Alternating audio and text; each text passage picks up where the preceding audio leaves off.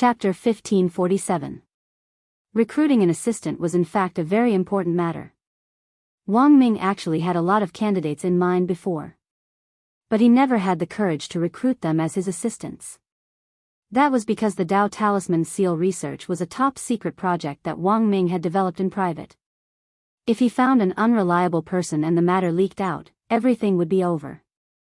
Admittedly, whether it was Wang Ling's fearsome spells or Wang Ming's powerful brain waves, both had the ability to erase a person's memory. Or to set up some trap to seal the secret forever.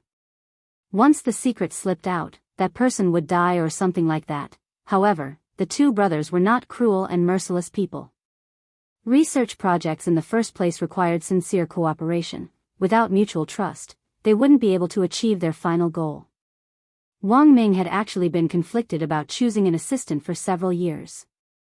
Ever since he had entered junior high school, he had in fact already had an idea. Unfortunately, he had never put it into practice. At that moment, it wasn't as if Wang Ming hadn't paid attention to this internet celebrity folk scientist that Wang Ling had mentioned. There was a certain amount of controversy in the cultivation scientific community as to whether Shoucheng had genuine talent or not. By recording videos of him creating all kinds of strange little inventions, he had attracted a lot of attention online. Things like an essential oil face wiper, an automatic hair shampoo, an automatic ice cream liquor. The technical content of these little inventions was very average, and they were mainly for fun. It was just that no one expected Shoucheng to rely on these gadgets to explode online, and then pull in a large number of Wang Duiyu investments. To put it bluntly, whether or not Shoucheng had this ability couldn't be determined based on the rumors and slanders in the outside world. After all, in every circle, there were some people who thought they were infallible but didn't see the light of day. Seeing other people in the same circle explode in popularity, it was inevitable that they would be the ones to be sour. A lot of the time, when online rumors about certain people, especially things that didn't have any evidence, just take a look and laugh. Without knowing the full picture, one wouldn't comment. Only a fool would believe everything. Of course, the biggest controversy about Shoucheng wasn't that he had relied on these little inventions to pull in investments. It was that a lot of the products he had customized actually had design flaws, and there was a lot of debate online about safety incidents. For example, Lotus Sun's cousin Fan Xing, he had been launched out of the building by Shoucheng's safety escape device, and he hadn't even landed. Fan Xing was still lying in the hospital like a mummy. His entire life was probably ruined. The most important thing was that he couldn't die no matter what. Every day, he was hanging on by a thread, and he was in so much pain. High paraplegia prevented him from getting out of bed, and he couldn't even jump off a building. Fan Xing very much wanted his little brother to end his life. Unfortunately, after he fell, he became a zombie and lost the ability to speak. He lay on the bed and cried every day, unable to speak. "Brother," to say to him with his eyes. Unfortunately, the lackey wiped away his tears and held his hand tightly. "Brother Xing." "Brother," modern cultivation medical technology was so advanced. "You will always be able to cure it." Fan Xing was in despair. "Treat my ass. I just want to have a good time." Fu Wang Ming Ling I Fan Dao of Feng. 2 of Ming Dao. Wang, fan of Ming heaven, he Wang. Wang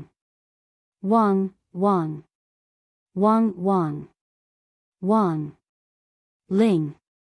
Good. Wang, to be, he fact, Wang Ming. To be honest, he actually didn't know whether he was reliable or not. He just pinched his fingers together and deduced that Wang Ming's subsequent research would be related to Shoucheng. This person is very controversial in our circle, and even if I invite him, he might not listen to me. My identity is strictly confidential. In the eyes of outsiders, I'm nothing more than a hothead. Wang Ming smiled. On the other hand, Wang Ming had always had a hunch that Shoucheng, he felt that there were a lot of times when this old fox was playing the fool. Whether it was those strange little inventions posted online or the subsequent safety incidents. It was most likely the result of his mastermind. Take those safety incidents for example. All the victims had behaved badly to a certain extent. In some sense, he was enforcing justice on behalf of the heavens. But the police couldn't do anything about Shochong. That was because when they had signed the contract, Shochong had actually stipulated that any safety problems that occurred after the boss had confirmed the product's acceptance had nothing to do with him. It was clearly written on black and white paper. What else could they do? They could only treat it as an accident and leave it to the insurance company to handle.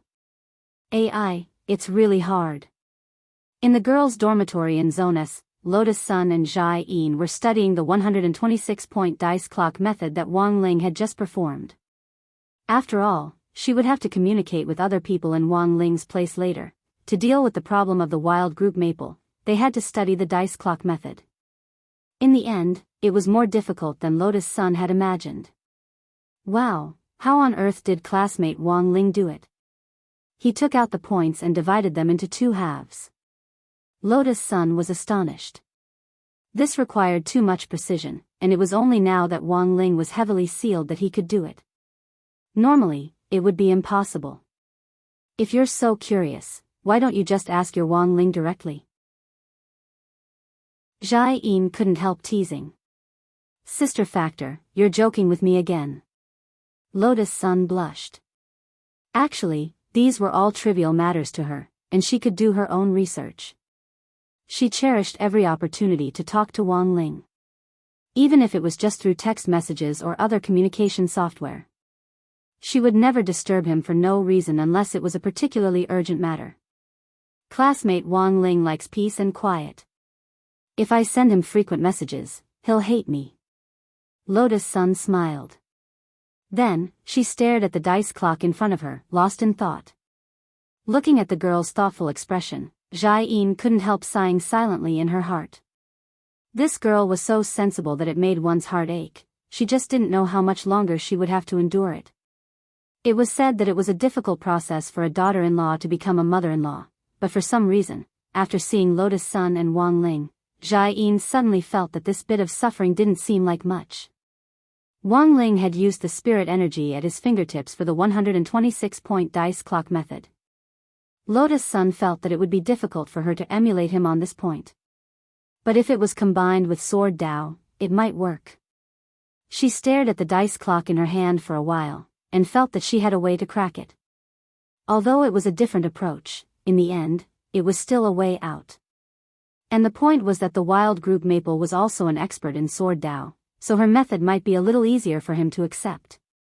Lotus Sun had also carefully considered developing the wild group Maple into a deputy minister of the Nine Paths and the Grey Sect branch. Her sudden act of pretending to be Q Ryoko and participating in the competition had probably alarmed a lot of people in the Q family. Although there hadn't been any particular activity yet, Lotus Sun had a feeling that it wouldn't be long before the storm arrived. In this situation, the most important thing was to establish her identity.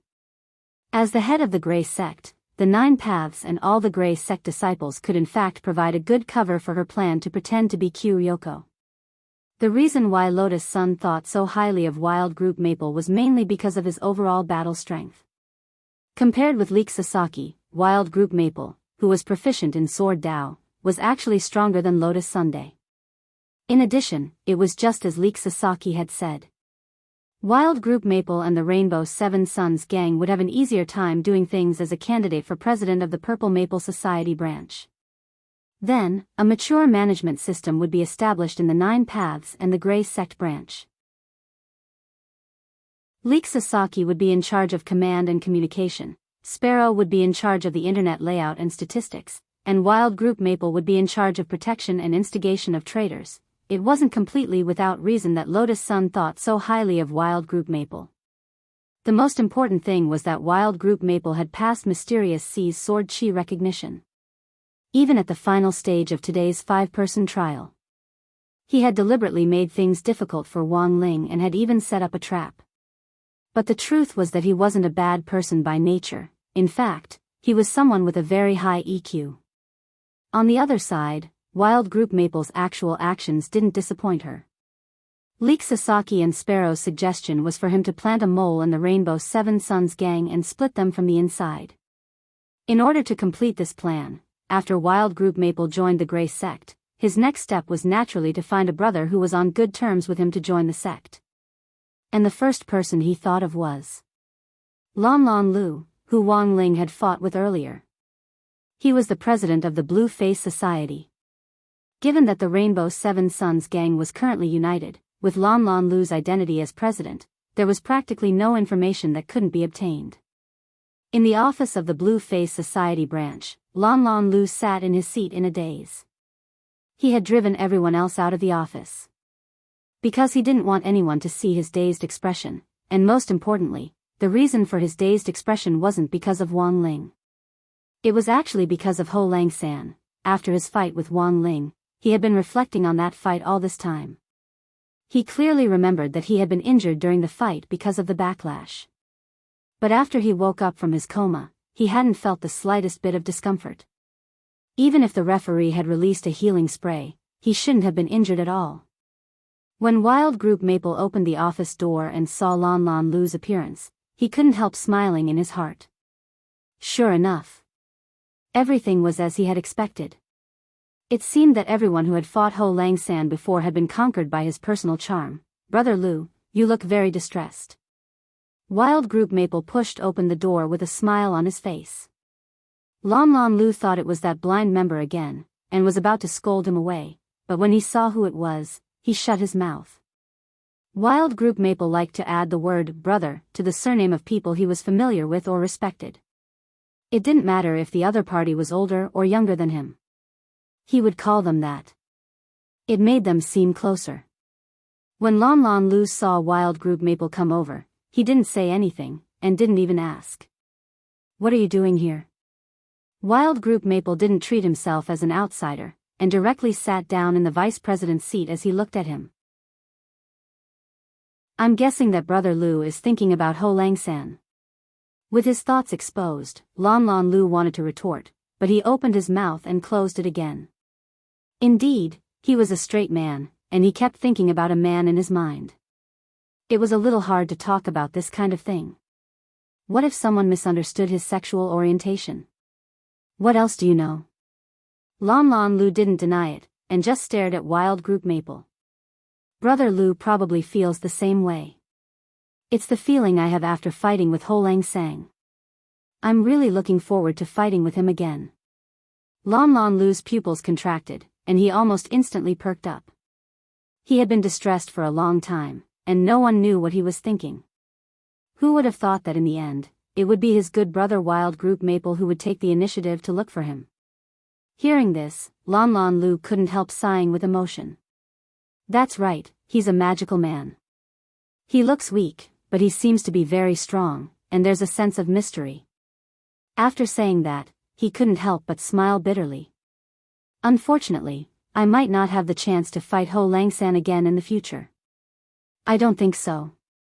Wild Group Maple smiled and said, I have a way here that can help Brother Lu deepen the relationship between you and Ho Lang San. I know. You mean the Grey sect? You actually know? After I came back, I actually looked into some things about Ho Lang San. Of course, it's not because I have malicious intentions, but because I respect him. Lon Lon Lu said, but I don't seem to be qualified to join the Grey sect. My language scores are too bad. That doesn't matter. Wild Group Maple said, as long as Brother Lu is willing, I can help you apply for special approval first, and then give you tuition. As long as you meet the standards for the monthly test. Is that okay? Of course. Wild Group Maple nodded.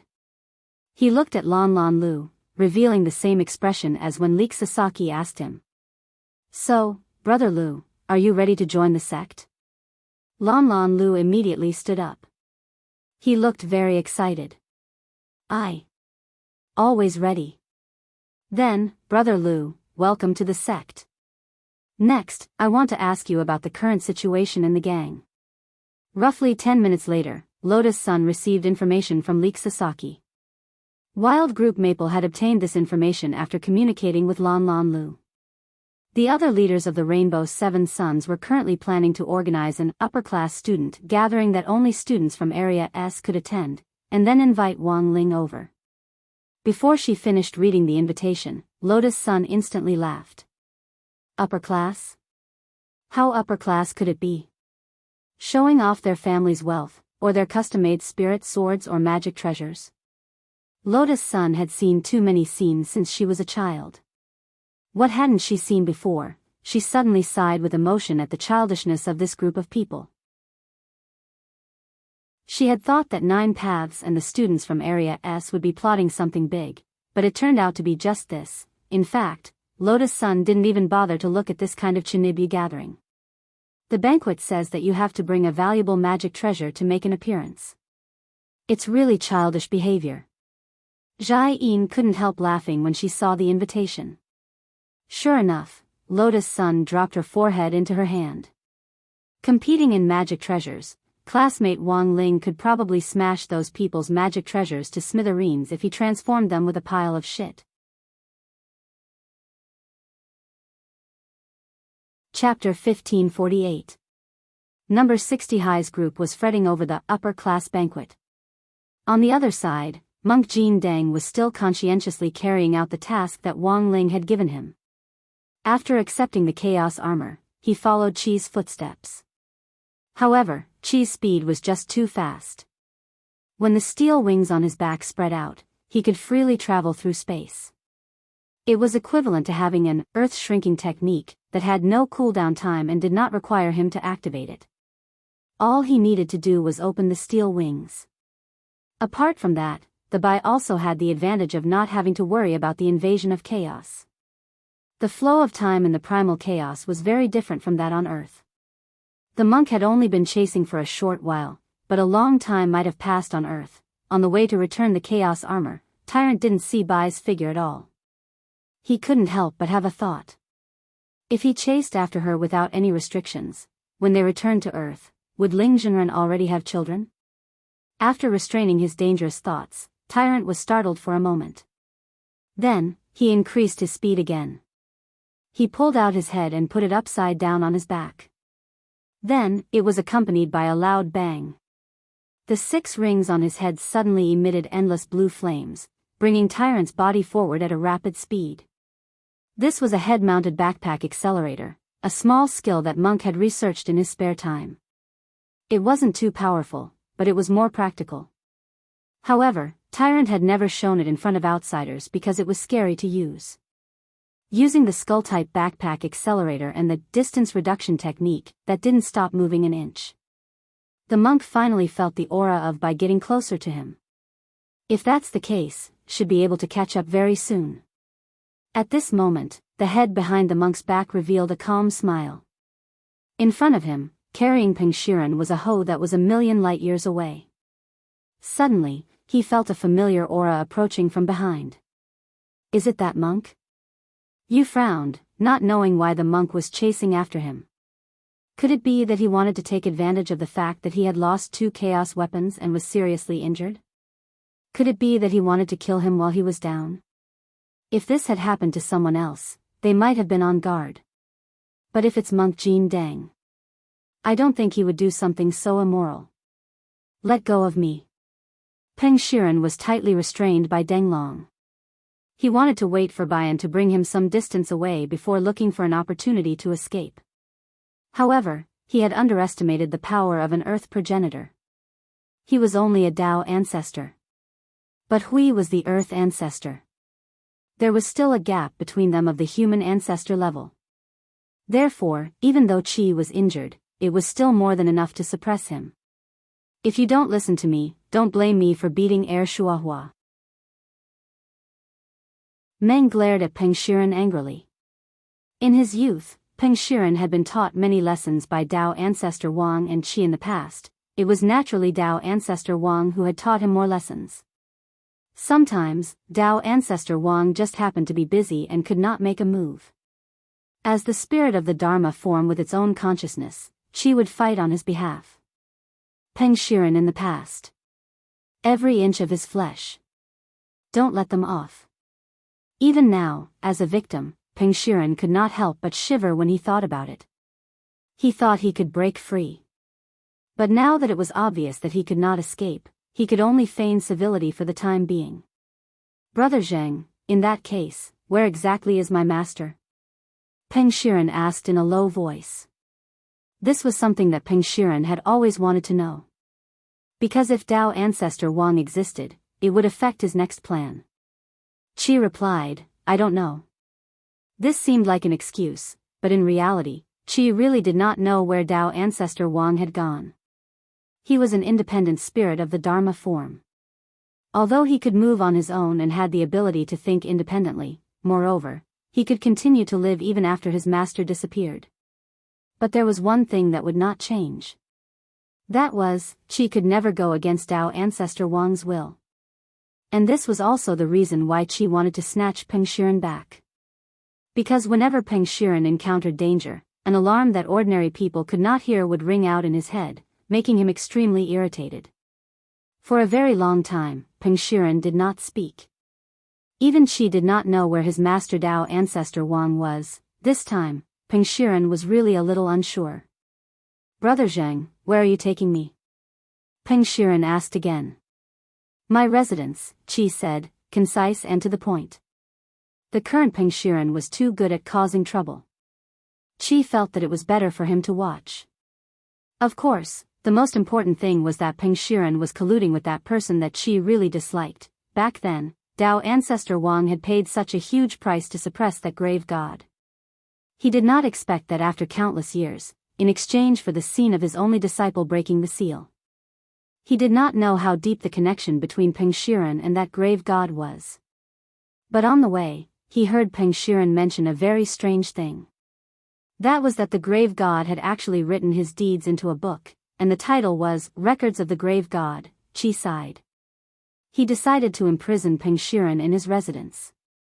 After recovering a little from his injuries, he would go and get rid of that grave god once and for all. Although the other party was very strong, as long as he had not merged with the other half of the soul in the heavenly tomb, his chances of winning were still very high.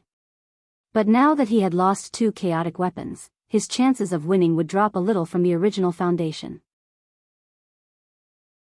But overall, the situation of that battle would not change. But he did not know why. He always had a feeling of uneasiness in his heart. In the infinite galaxy, in front of an unknown 7-colored star plate, Qi held Peng Shiren and stopped in his tracks. He seemed to be waiting for something. Not long after, Golden Lamp Monk, who carried a head as a projectile, appeared. Qi, probably only a monk could think of such a strange move. Qi, you run too fast. Golden Lamp chased all the way here, but his face was not red, and he was not out of breath. Why did you chase me all the way? Qi's eyes were slightly vigilant. This is the monk at my door. Although I lost my chaotic energy and was injured, I still have a lot of magic treasures at home that can be used. This poor monk chased you all the way, of course, not to fight you. The monk smiled kindly, then took out the completely repaired chaos armor from his sleeve, and explained the purpose of his visit. I am here to return this item. Seeing the intact chaos armor, Qi was obviously stunned for a while. His armor had been crushed like tofu pudding earlier. Could it be repaired?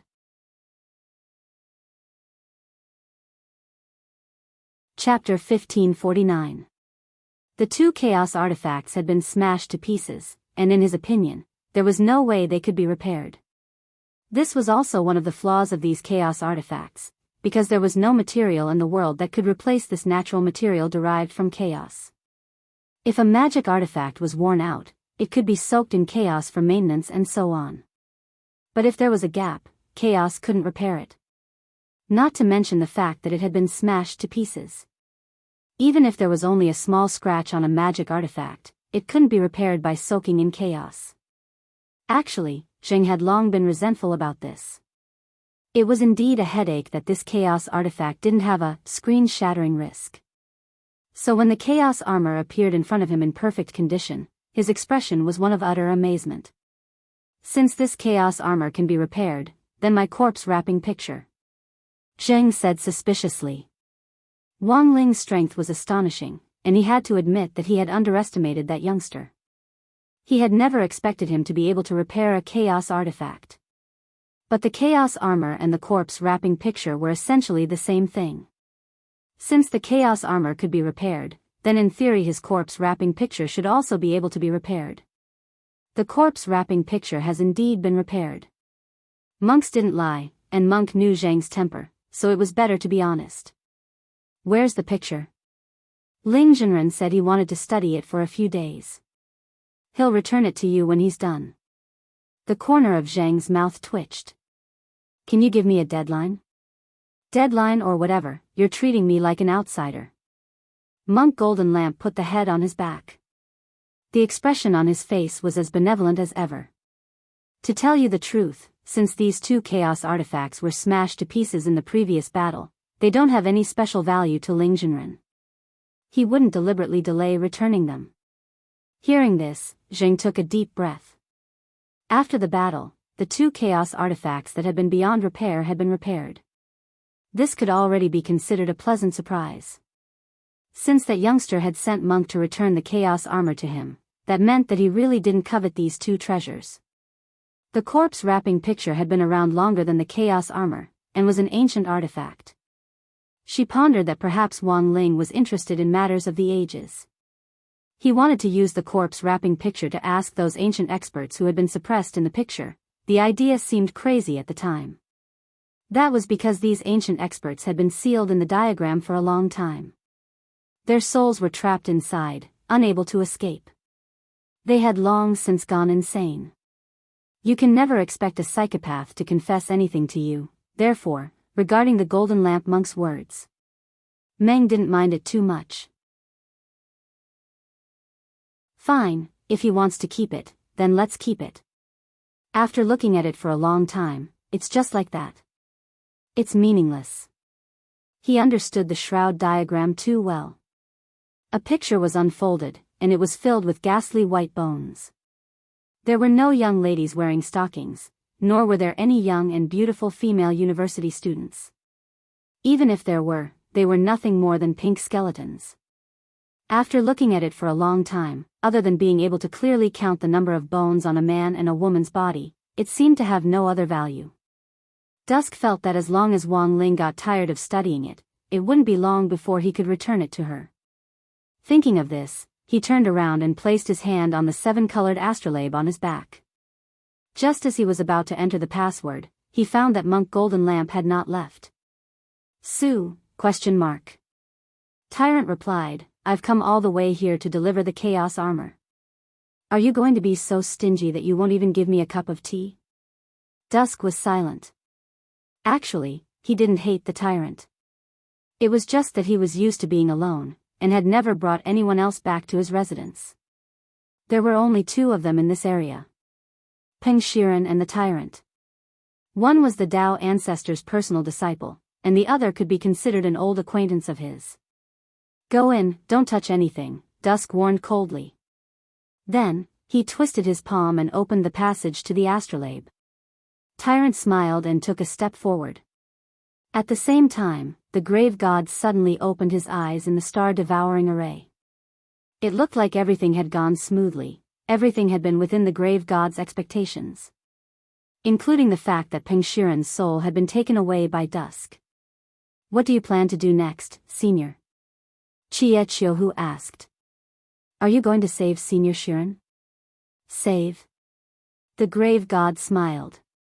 Because he already didn't need Peng Shiren, this was a game of chess. From the moment Peng Shiren had made up his mind to go to Earth to cause trouble for Wang Ling, he had already made up his mind. In the end, this kid had lost because he was too young and too cautious.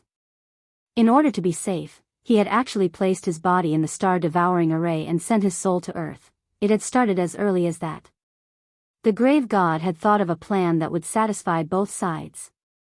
He had then sent out the ancient divine weapon to pretend to rescue Peng Shiren, while in fact, he had wanted to draw Dusk to Peng Shiren's side. The plan to have Dusk rescue Peng Shiren, the premise of this plan was that he had to know that Dusk still existed in this universe. And this, ever since the grave god and Peng Shiren had decided to work together, he had immediately sensed Dusk's existence. Peng Shiren was the only one who had been kept in the dark. He was far more familiar with Dao ancestor Wang and Dusk than Peng Shiren had imagined. And now, Peng Shiren's soul had been taken back to his residence by Dusk. This was actually part of his plan. As long as Peng Shiren didn't come out, then the next step of his plan could be carried out. My venerable self doesn't need him anymore, the grave god said with a smile. But only Senior Shiren knows the location of the heavenly tomb, that's right. The grave god nodded. He then turned to look at Peng Shiren's body, whose eyes were closed. And his mistake was that he left this body in the star-devouring array. Chiechiohu was stunned. He hadn't expected the grave god to be this kind of grave god.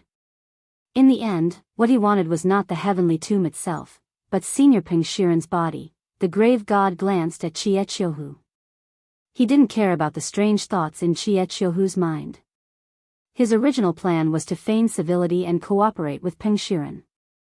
After the heavenly tomb devoured the other half of his soul, he would then devour Peng Shiren.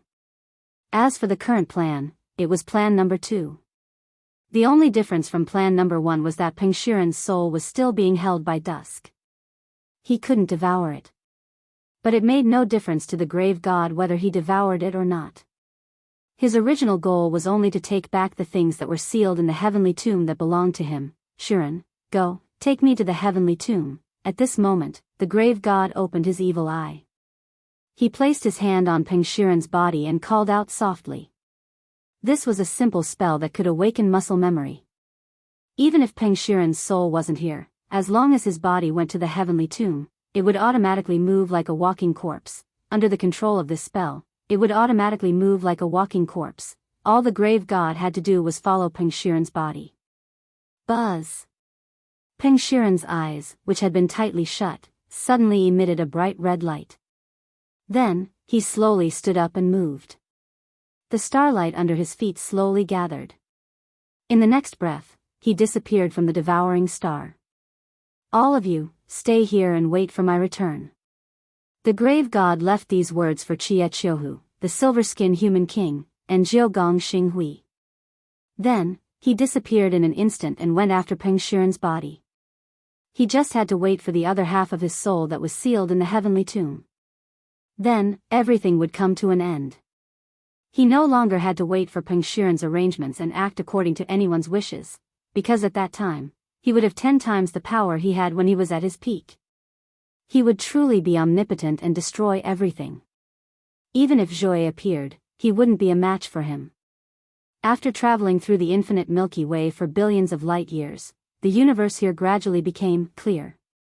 The reason why it was clear was because the grave god discovered that there were very few galaxies in this space. Even the meteorites floating in the air seemed to have decreased a lot. After looking through the deep, chaotic, and profound star map of the universe, even the grave god discovered for the first time that there was such a unique paradise in the infinite Milky Way. This place was too clean. It was as if it was a place that hadn't been polluted. In fact, the grave god could even feel the flow of air in this space. All the things that defied common sense were actually reflected in this space. Is the heavenly tomb located here? The grave god said with a profound gaze. It was no wonder that after so many years of searching for the heavenly tomb in the infinite Milky Way, he still couldn't find it. The infinite Milky Way was too vast, and there were too many mysterious places that even he had never thought of. If he searched with common sense, he definitely wouldn't find anything. In front of him, Peng Shiren's physical body had already slowed down, and it finally stopped at a certain coordinate. The grave god couldn't help but laugh. You paid such a huge price to seal me for so many years.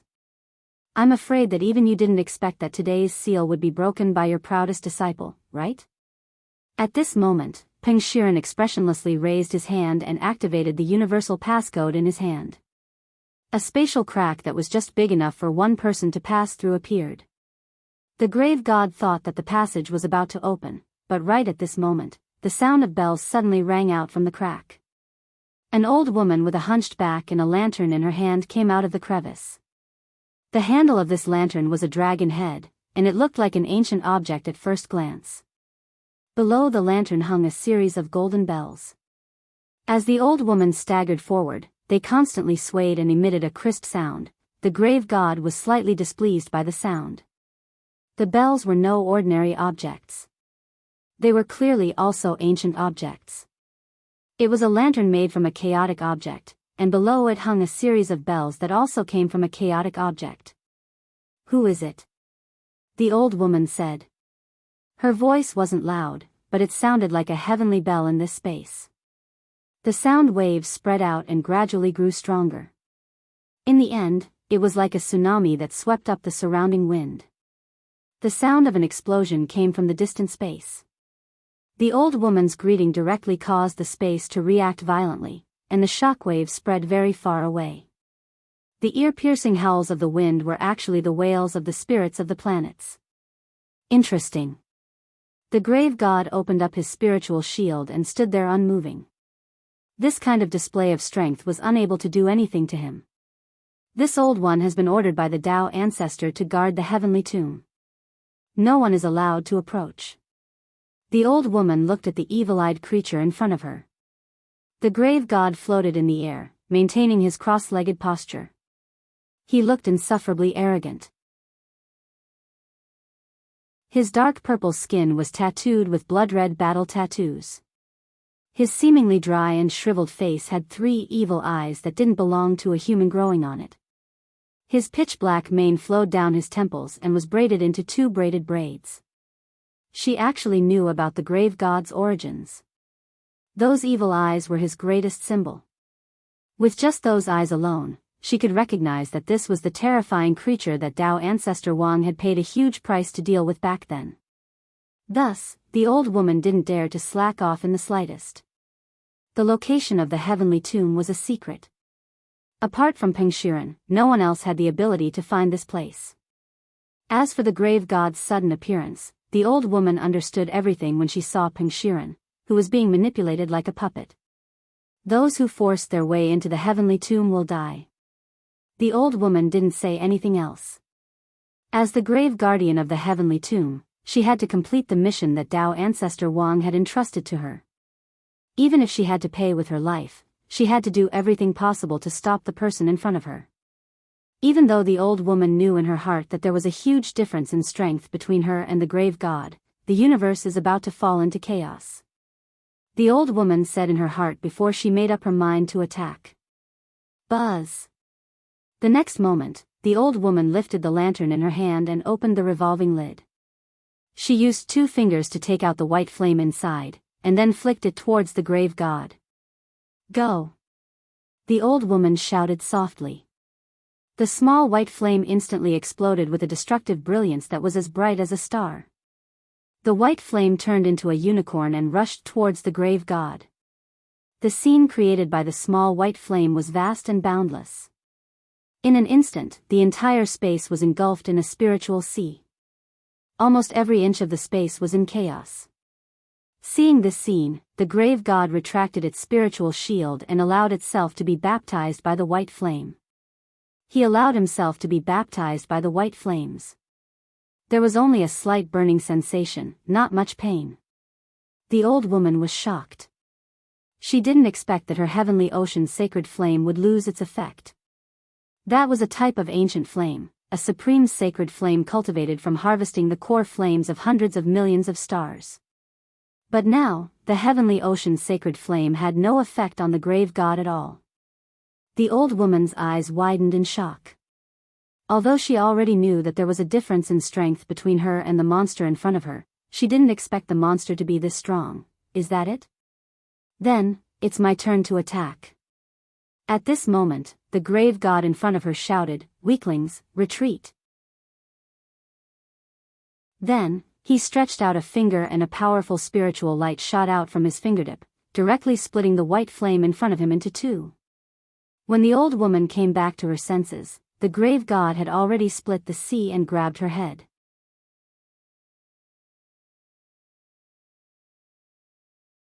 Chapter 1550. The moment her head was grabbed by the pitch-black claw, the old woman felt her blood rush to her head and her lips trembled. She did not show it on the surface, but she was actually terrified. Although she had expected the strength of the person in front of her, she did not expect him to be this strong. Sometimes, the difference in strength could be seen in simple details.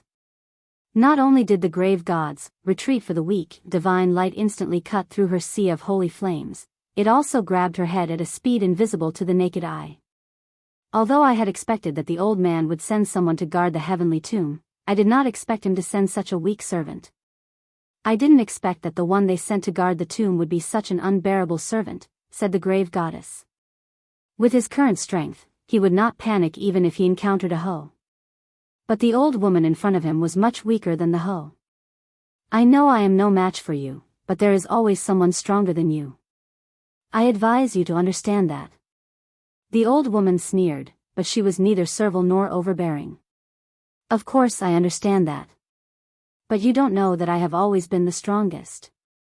The grave god sighed and could not help but laugh. When I take back the other half of the soul in the heavenly tomb and kill that young man on earth, there will be no more trouble in the universe. As soon as he finished speaking, the hand that was holding the old woman suddenly rumbled and endless dark chaotic light was released from his palm. It directly poured down from the top of the old woman's head. It contained powerful spiritual energy and the power of rules, showing the grave god's extraordinary power. The old woman's body was enveloped by this black light. She was like a little chick that had been lifted up, completely unable to resist. Her body inflated like a balloon. Then, pang! She turned into a cloud of ashes. Under the powerful energy pouring down, the old woman did not even have the chance to scream. Too weak. You can't even withstand a single blow. The grave god stopped. He had thought that the heavenly tomb's guardian would not be too weak. In the end, he was just an idiot who relied on a few chaotic tools to show off. Among the ancient figures, who did not have a few chaotic tools, the grave god still had a lot of them. He had thought that as the heavenly tomb's tomb guardian, he would at least be able to force him to take out a chaos tool to show his respect. Unexpectedly, this old woman was too weak. He glanced at the place where the old woman had disappeared. His face was expressionless as he turned around and walked toward the place where the old woman had just appeared. Just now, the old woman had stepped out of the spatial rift opened by Sheeran. The grave god felt that this spatial fissure was a passageway to the heavenly tomb. He had already memorized the exact coordinates. Old man, you didn't expect this, did you? In the end, you buried me and sealed me here. In the end, I had to dig your coffin out with my own hands. At this moment, the grave goddess stretched out her sharp claws. He possessed unparalleled strength, directly piercing into the void, forcefully ripping open the space of that coordinate. For a moment, the space nearby trembled and thunder rumbled. Waves of powerful spiritual energy spread out with the tomb god at the center. Divine light shot into the sky, creating a shocking scene. Such a shocking scene, if there were any spectators, they would definitely exclaim that doomsday had arrived. On the other hand, the grave goddess seemed to have done something very normal. His expression was calm, and no matter how horrifying the scene around him was, there was no change in his expression. After a few seconds of clawing at the spatial fissure, the grave goddess's eyes finally trembled. It's done. The closed spatial fissure in the heavenly tomb was opened again.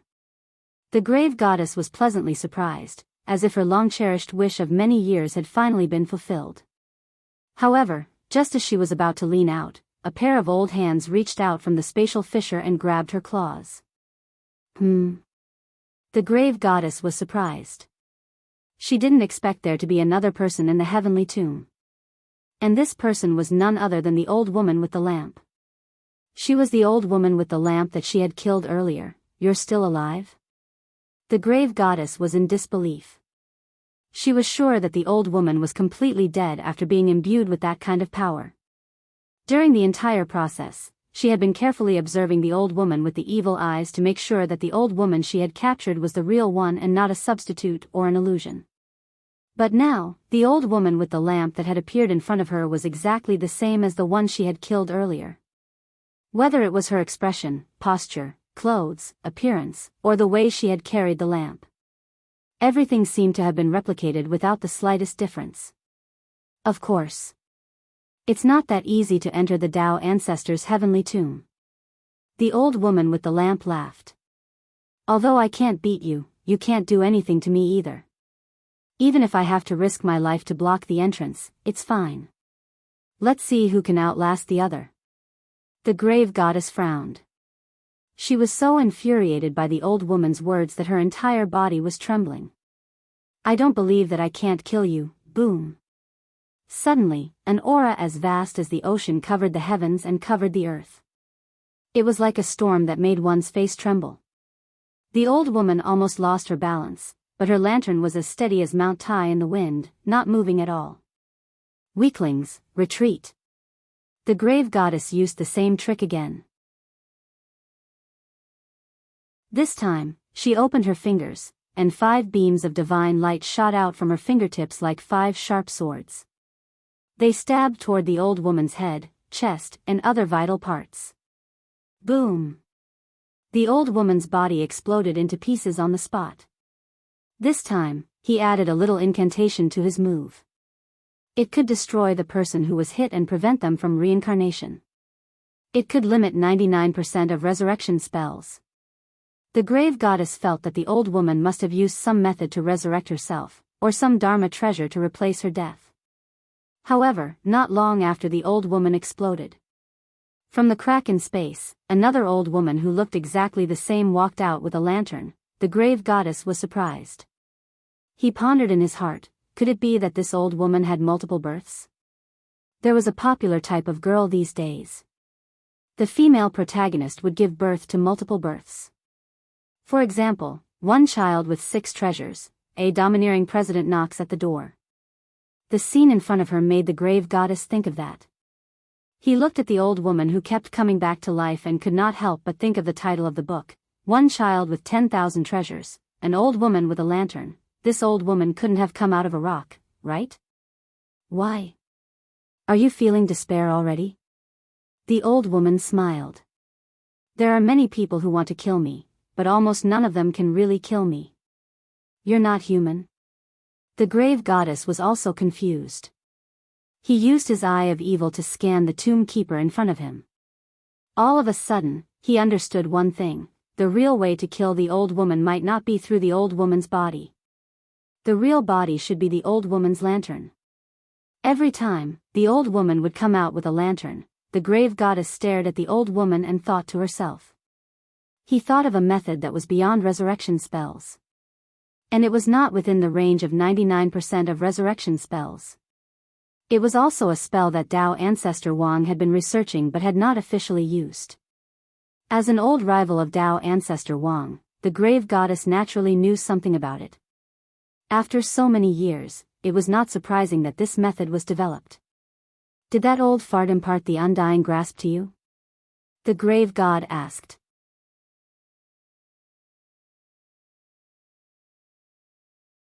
Chapter 1551. Tao ancestor Wang's indestructible grasp only existed in theory. It was a powerful and limitless resurrection technique.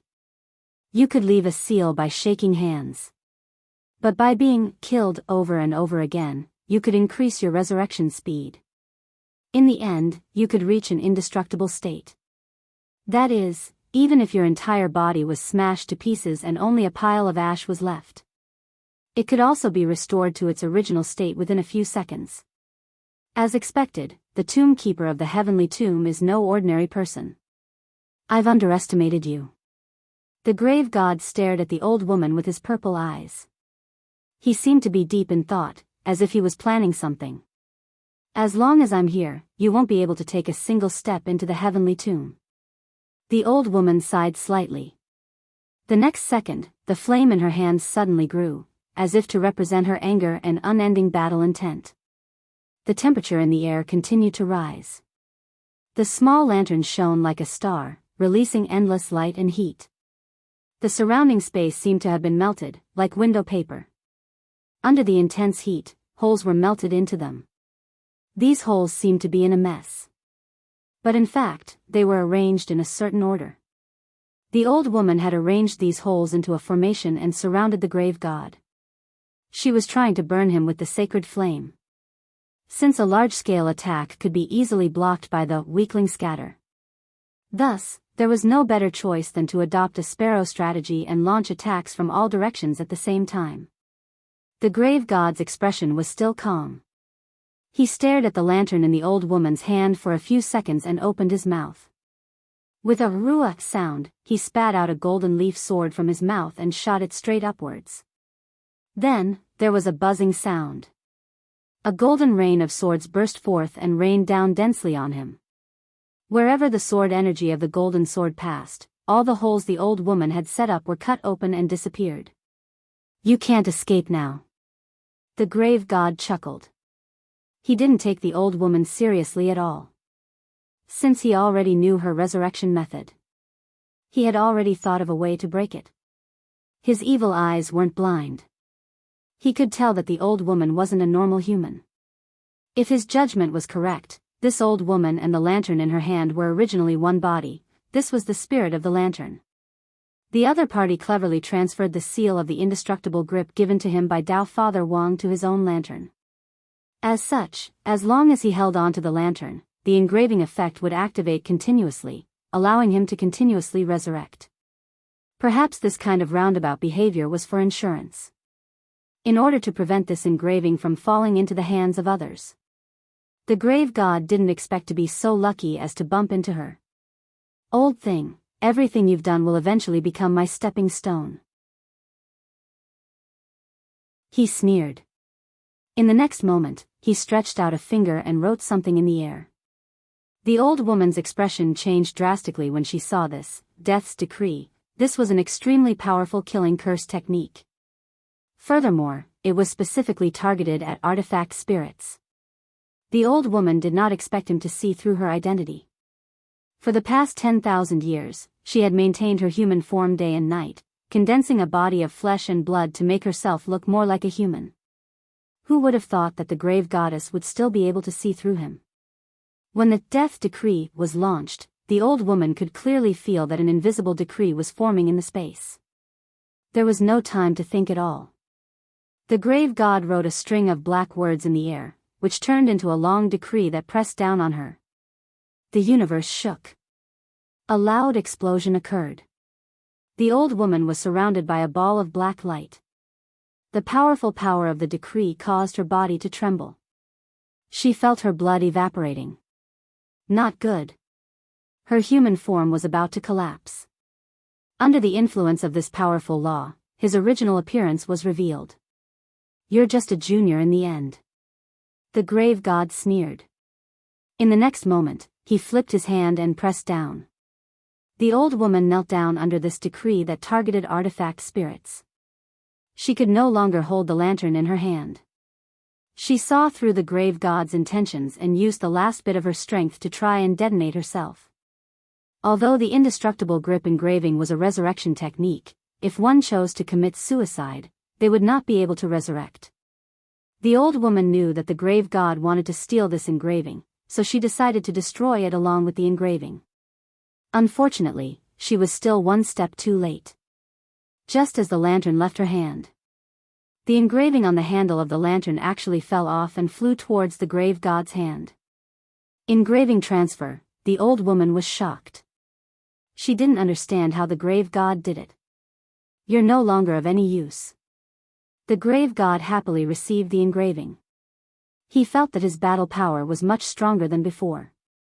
He stared at the old woman and decided to give her a quick death. Wang. In the next second, the decree exploded and gave off a bright light. The old woman was instantly killed by the decree. She became dust in the universe. "Now, no one can stop me from entering the heavenly tomb." The grave god smiled proudly. Then he stepped into the spatial crack that he had been looking forward to for a long time. The pain of being disintegrated by the curse was no different from being executed by 1,000 cuts. However, everything happened too suddenly. The grave god was so strong that the old woman didn't even have time to scream. But in reality, her scream was transmitted to other spaces. In the forsaken land of the gods, the bronze cat sitting on the forsaken pillar of the gods was leisurely licking its paws. Suddenly, the forsaken land of the gods started to shake. The bronze cat's eyes shrank in alarm. He quickly jumped down from the pillar and started to search for the source of the shaking. In the next second, he suddenly raised his head. Because this wasn't an earthquake, but a vibration of the universe, causing the entire forsaken land of the gods to shake, this phenomenon, could it be? The bronze cat frowned. Then, it saw that in the dark sky of the forsaken land of the gods, there was suddenly another bright light, like a meteor, rapidly streaking across the sky. An old woman whose entire body was ignited in God's fire screamed in pain as she approached the forsaken land of the gods. As expected, it was just as the bronze cat thought. This was the resonance of someone's soul being ignited and falling into the forsaken land of the gods. In reality, it was reminding him that a customer's soul was burning, and he hoped that he could save it. But the speed at which the old woman's soul was burning was too fast. The soul had yet to completely fall into the forsaken land of the gods. It had already been completely incinerated in mid-air. The bronze cat couldn't save it even if he wanted to. How could this be? He could empathize with the old woman's despair. As the ruler of the forsaken land of the gods, he could only watch as his customer was burned to a crisp. This kind of mournful scream was a terrifying way of dying that exceeded the laws of the forsaken land of the gods. This made the bronze cat think of a person. Was it done by that person? The bronze cat still had lingering fears. He didn't expect that one day in the future, the heaven-defying evil god from back then would break out of the ground. That old woman with the lamp was the guardian of the heavenly tomb. But she was so easily killed by him. The bronze cat felt that this was very unusual. That evil god's reappearance was a big deal. He had to find someone to discuss this with as soon as possible. Otherwise, the universe would be thrown into chaos, but his movements were limited, and he could only move around within the forsaken land of the gods. How to send this warning to those who were still alive was a problem. Thus, at this moment, the bronze cat thought of another person. That's right, among all the regular customers of the forsaken land of the gods, there was a guy who left as he pleased. He didn't give it any face at all. This guy was none other than that stupid groundhog. It was said that after changing its body, this guy was now autistic because it was missing an important part. Even now, it was still in a petrified state. This was actually what the bronze cat wanted. Because in this way, it could actually directly enter its soul and communicate with the groundhog. Even if it couldn't leave the forsaken land of the gods, it could still send a message. But the prerequisite was that after it sent the message, it had to ensure that the groundhog would wake up. At this moment, the bronze cat sighed helplessly. Wasn't it just missing that thing? It didn't know what was so autistic about it. To a cat, not having reproductive functions could actually allow it to live longer. Thinking back to when it was castrated by Tao ancestor Wang, it didn't say anything. On the contrary, to the bronze cat, it was 2 less lumps of burden. Its entire body was made of bronze, and when it ran, the bottom of its body would constantly collide with the sound of bells. This was too awkward. Thus, it was better not to come. On the other side, within the astrolabe, Tian and the monk were playing chess in the living room. Tian stared at the chessboard and said, "After this game, you can leave." The monk smiled. "This game will probably take a long time." Peng Shiren poured tea on the side, like a bullied wife, and didn't even dare to breathe loudly. Tian's residence was quite modern, and every room was extremely large, to the extent that one had to use spatial compression to enter the next room. There were many secrets regarding Tian in the residence. Before the monk could finish his tour, he was dragged into the living room by Tian to play chess. Although it was called a living room, it was actually a boundless ocean. It was said that Tian had spent a huge amount of money to build it. It could be used as a living room, or as a swimming pool. There was a chessboard on the beach. And this was the place where the monk and Tian were playing chess. Tian glanced at the monk. "If you want to eat fruit, please get it from the tree over here." He basically didn't have any guests here, so he designed the living room like this. As for the problem of preparing snacks when guests came, Tian had also thought about it. He had planted an orchard on the beach. The fruits on it were always the freshest and most ripe, ready to be eaten at any time. The monk held a white chess piece and glanced back and forth at the chessboard. Isn't it tiring to disguise yourself like this? Tian frowned slightly. Monk, what do you mean? Monk Golden Lamp looked up and smiled. You should have cultivated a human form long ago, right? In order to maintain your dignity, you still maintain your original appearance. Tian chuckled. It's just a body. No matter how good-looking it is, it's useless to me. After all, he was an ancient figure, and he didn't care about the appearance that people cared about. Because he was a person with no desires, and he had never thought about marrying a wife and having children. As a special Dharma spirit, although he had his own independent consciousness, he could also enjoy the rights of a normal living being. But the longer he lived, the less important things became. Tian frowned. Monk, are you deliberately stalling for time? He didn't expect the monk to ask this question, and was a little displeased. He just wanted to send the monk away as soon as possible so that he could have some peace. You have to let me think about it carefully. Every move is crucial. Tian's mouth twitched. This was the first time he had seen someone hesitate in a game of Gamoku. In fact, the monk was indeed stalling for time. Including the process of playing chess, he would add some small talk from time to time, all for the sake of some follow-up considerations. And when the white chess piece in the monk's hand finally fell, the seawater on the sides suddenly began to boil. At this time, Tian looked at the sea and said, "A mighty figure has fallen." The seawater he had set up could capture the echoes of almighties in the universe. As long as an almighty died, a special wave would be captured by the seawater after their death. This sea of beginning is magical. The monk sighed. It's not the first time you have seen it, right? Every day, every moment, even every minute and every second, someone will die. Tian said, there's nothing magical about the fall of a mighty figure. Even a progenitor will become dust in the universe after death. At this time, Peng Shiren looked at the boiling seawater of the Sea of Beginning and seemed to suddenly think of something. His face immediately turned ugly. You'd better behave. There's no future with that kind of evil god. Tian reminded coldly, if the Tao ancestor knows about this, he won't let you off easily. No. Brother Zheng, I thought of something bad. Peng Shiren's face turned pale. He tried to use the power of starlight to call his body. In the end, he was shocked to find that his body had been moved. It wasn't in the star devouring at all. Oh no. The heavenly tomb has been discovered. Peng Shiren turned pale with fright. What did you say? Tian's expression instantly became serious. At this time, he looked at the monk as if he already knew something. He gritted his teeth and said, Monk, are you in cahoots with that evil god? Did you already know something and deliberately stall for time here? You're only half right. At this time, Monk Jin Deng said with a smile, stalling for time is true. But how could this poor monk be in cahoots with that evil god? You already knew he was going to steal the heavenly tomb. Tian was agitated. You never thought about the consequences. If that evil god gets the other half of his soul, how strong will he become? It's better to be stronger.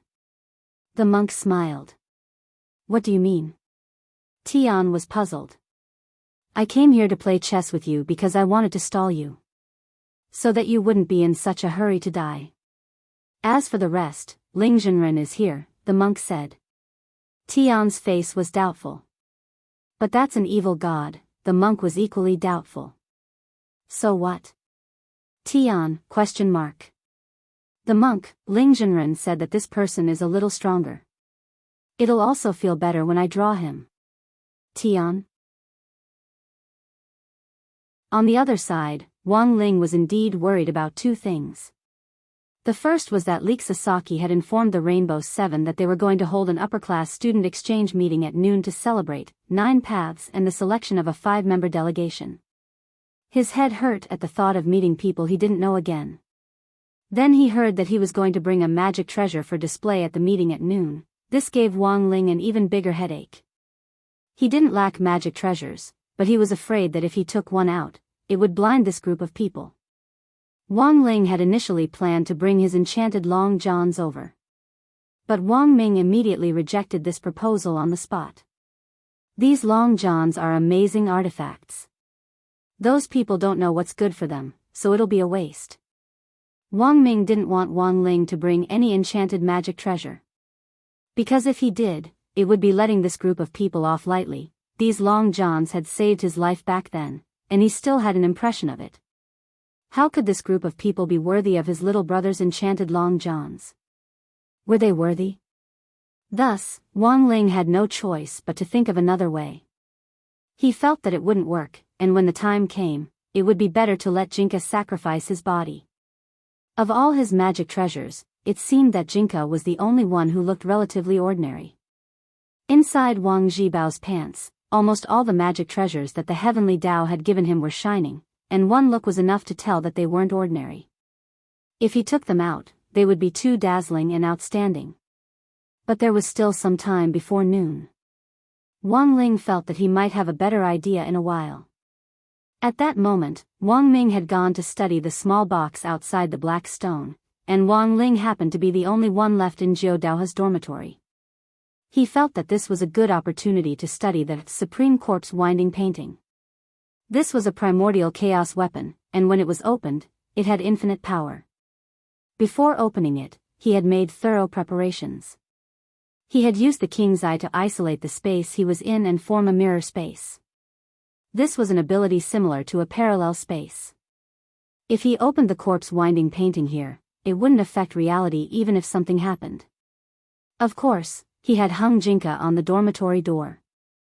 It was true that the Peachwood sword had the ability to ward off evil, but this was in fact to prevent the powerful resentment emitted by the corpse winding painting from leaking out. These primordial experts had been suppressed inside a long time ago. When it had been opened in front of Wang Ling earlier, the sight of the wailing and struggling white bones inside had left a deep impression on Wang Ling.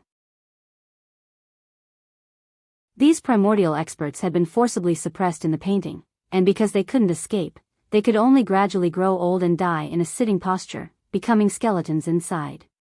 How sorrowful was that? Although they couldn't be defined as ghosts, it was obvious that their resentment was extremely heavy. Wang Ling didn't open the corpse winding painting to its full extent, which was at least 10,000 li wide. He had only opened a small part, about 2 meters or so, but that dense, murderous aura already assailed his nostrils. What a powerful painting! Wang Ying was also alarmed by the aura of the corpse winding painting, and took the initiative to appear next to Wang Ling. Crossing his arms, he stared at the white bones in the painting. It was only 2 meters wide, but there were already hundreds of white bones inside. How many primordial experts had this corpse winding painting suppressed for so long? Wang Ling and Wang Ying sighed with emotion in their hearts. Primordial experts sounded like very rare existences. But compared with the vastness of the universe, these primordial experts were nothing more than a drop in the ocean. These primordial experts had been waiting for the day when the corpse winding painting would change hands and fall into the hands of someone who wasn't as strong as them. They had been waiting in the corpse winding painting for an opportunity. Gu's existence could be considered a psychological shadow for them. That extremely ugly Dharma body spirit looked terrifying, and was also terrifyingly powerful. They didn't want to be directly reduced to ashes when they got out. But now, after Wang Ling had opened the corpse winding painting to 2 meters, the scene in front of them made some people think that their opportunity had come. The corpse winding painting has changed hands. Here's our chance. A spotlessly white bony hand grasped the opportunity and stretched out impatiently. There's actually someone who's courting death stretching out his hand. Amused, Wang Ying also stretched out her hand and warmly shook hands with the white bones. Kacha! This skeletal hand was directly crushed into powder by Wang Ying. Sorry, I used too much strength, Wang Ying apologized without any sincerity. Sure enough, with this one shake, the remaining white bones in the painting became a lot more well-behaved, and no one dared to stretch out their hands again. On the side, Wang Ling rolled his eyes at Wang Ying. Jingbai had chopped the corpse-winding painting to pieces with his sword earlier so that these primordial experts in the painting wouldn't be traumatized. When he had restored the corpse-winding painting, he had used his power of sight to erase the scene where Jingbai had chopped the corpse. That was to say, all the primordial experts in the corpse-winding painting now had no idea what on earth had happened. When they opened the painting now, they saw Wang Ling and Wang Ying, two youths who looked like twins. They had thought that their chance to escape had finally come. In the end, Wang Ying's grip instantly revealed his savage nature, and this group of people were so frightened that they trembled in the painting. After a few minutes, an old voice rang out from the painting. Although the voice was also trembling, it sounded very bold. "Who on earth are you? Where is Mr. Gu? He mercilessly imprisoned you in the painting, and you still call him Mr. Gu?" Wang Ying was amused. This was clearly an old case of Stockholm Syndrome. Simply put, this was the victim's psychological dependence on the perpetrator. The world in this painting was born from chaos, and it can get whatever you want. It's just that it's all fake. This old man was one of the first to come in. "I've long since accepted my current situation," the old voice said, "but there are also some people who don't want to live in this fake world." "I see. Then who are you?" Wang Ying nodded and asked.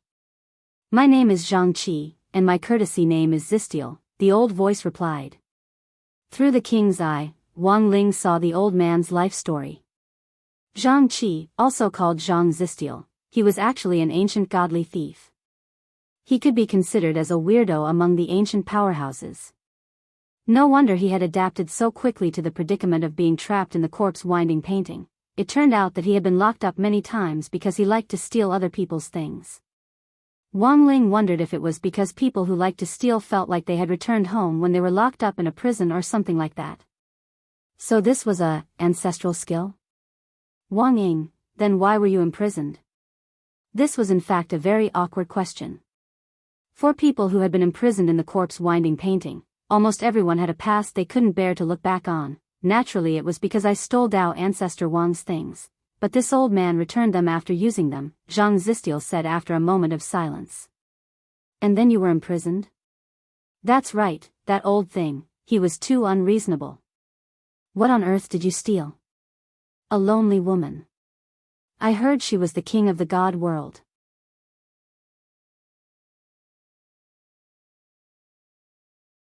Chapter 1552. Wang Ling and Wang Ying felt that they had learned something incredible. It could only be said that in some sense, this Zhang Zizi was also a talent. Furthermore, he was very lucky. Hearing this, the two of them were dazed for a long time. The main thing was that they never expected to find someone greener than Loopy Toad nowadays. There was no need to doubt the feelings between Dao ancestor Wang and the old god. Everything they had seen in the secret room of the heavenly Dao magic cube on divine Dao star back then, and everything that had been left behind, recorded their deep feelings. Thus, hearing Zhang Zizi talk about this, Wang Ling and Wang Ying felt even more flustered by Dao ancestor Wang's greenness. But there were two sides to every coin. Zhang Zizi still had something to say about what had happened back then. They weren't married. What this old man did wasn't kind, but it wasn't just my problem. A person and an object are different. This old man stole so many things.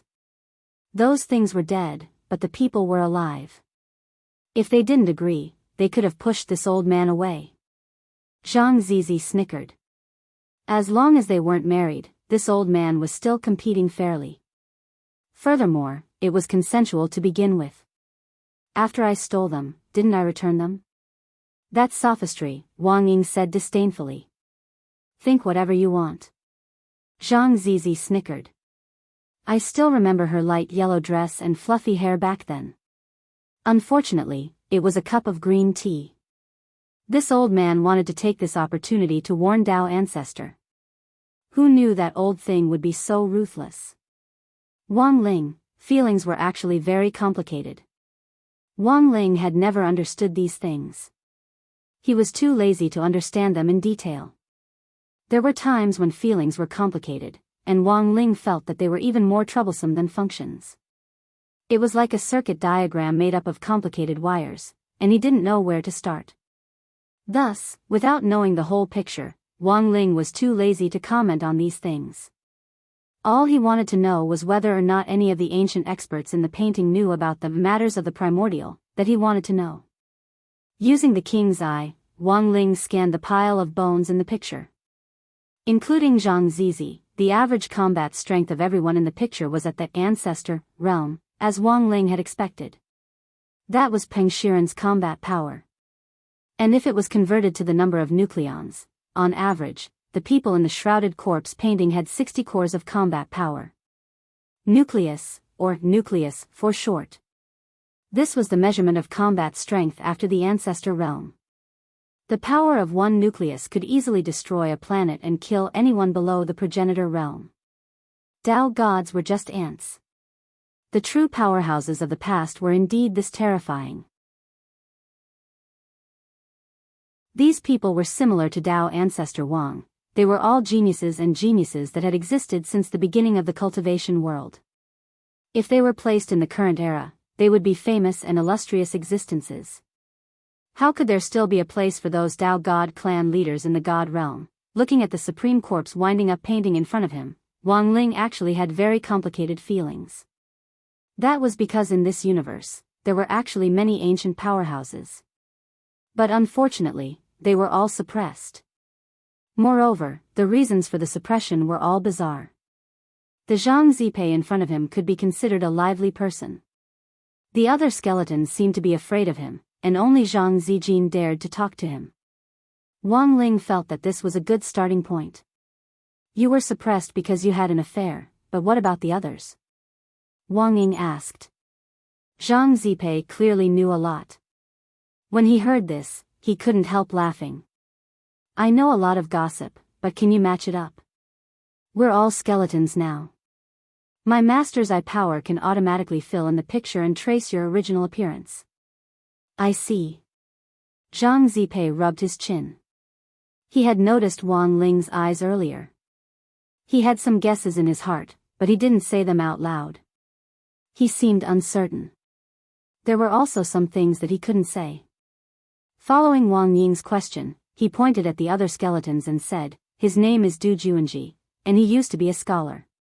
Back then, he complained that Dao ancestor Wang and old god were dating, and that they might not be able to have children due to racial segregation, so Dao ancestor Wang suppressed them. Later, a lot of facts showed that Du Juanji was actually right. When I had an affair back then, I didn't even use a small umbrella. This is Zongsun Yenshan, and he used to be one of my investors. Investor? When I didn't have much money, I would pick on a few rich and powerful people. If he wasn't an investor, then what was he? Zhang Zipei snickered. What did he do this time? Could it be related to old god? Wang Ying said. I heard that when he was playing chess with Dao ancestor Wang, he secretly took a move when Dao ancestor Wang wasn't paying attention. Dao ancestor Wang found out. The two of them argued. In the end, Dao ancestor Wang used the corpse wrapping picture to suppress them. According to Zhang Zipei, this Zongsuan Yenshan and Dao ancestor Wang actually had a pretty good relationship back then. The two of them even called each other brothers on many occasions. It was just that sometimes, the better the relationship, the fiercer the quarrel. When it came to a fight between the higher-ups, it was very normal for one's hands to be off target. After listening to Zhang Zipei's story, whether it was Wang Ling or Wang Ying, they were both slightly puzzled. Given Dao ancestor Wang's personality, after he had calmed down, he should have considered letting the people out again, but Dao ancestor Wang hadn't done so. Why on earth was that? Could it be that this corpse wrapping picture could only be entered and not exited? Even Dao ancestor Wang himself didn't know how to break the picture. Just as the two of them were puzzled, Zhang Zipei pointed at another person and said, Mao Yongqi, this person was Dao ancestor Wang's #1 fan back then. He even suppressed his fans? Wang Ying was startled. I don't think Dao ancestor Wang can be completely blamed for this. Zhang Zipei spread his hands and smiled. In modern terms, the cultivation fandom phenomenon was actually very serious back then. In ancient times, there was a primordial ranking list, and everyone in the cultivation world could rank the seniors they liked on it. I heard that Mao Yongqi recruited troops and hired a water army for Dao ancestor Wang to rank at the top of the list, leaving behind the number 2 by several magnitudes. And then they quarreled? Of course. Zhang Zipei said, someone started scolding Dao ancestor Wang for relying on his status as a founding member of the cultivation world to take advantage of his seniority. And in order to protect Dao ancestor Wang's image, Mao Yongqi verbally battled with the Confucians and scolded everyone. Instead, it caused Dao ancestor Wang's reputation to become even more notorious. His image was destroyed, his endorsement was withdrawn, and his reputation was affected as a result. Naturally, Dao ancestor Wang wanted to settle the score with him. Hearing this, Wang Ling and Wang Ying were silent. What a cruel truth. At that moment, Wang Ling sighed emotionally in his heart. The reason why there were so few foreigners was because they often courted death by challenging extreme sports.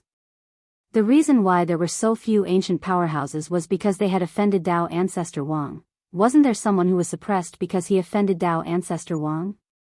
Of course there was. Zhang Zipei said, see. This person was called Xing Jinyang.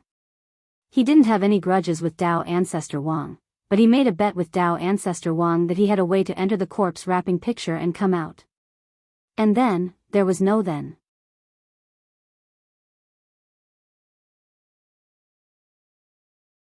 Chapter 1553.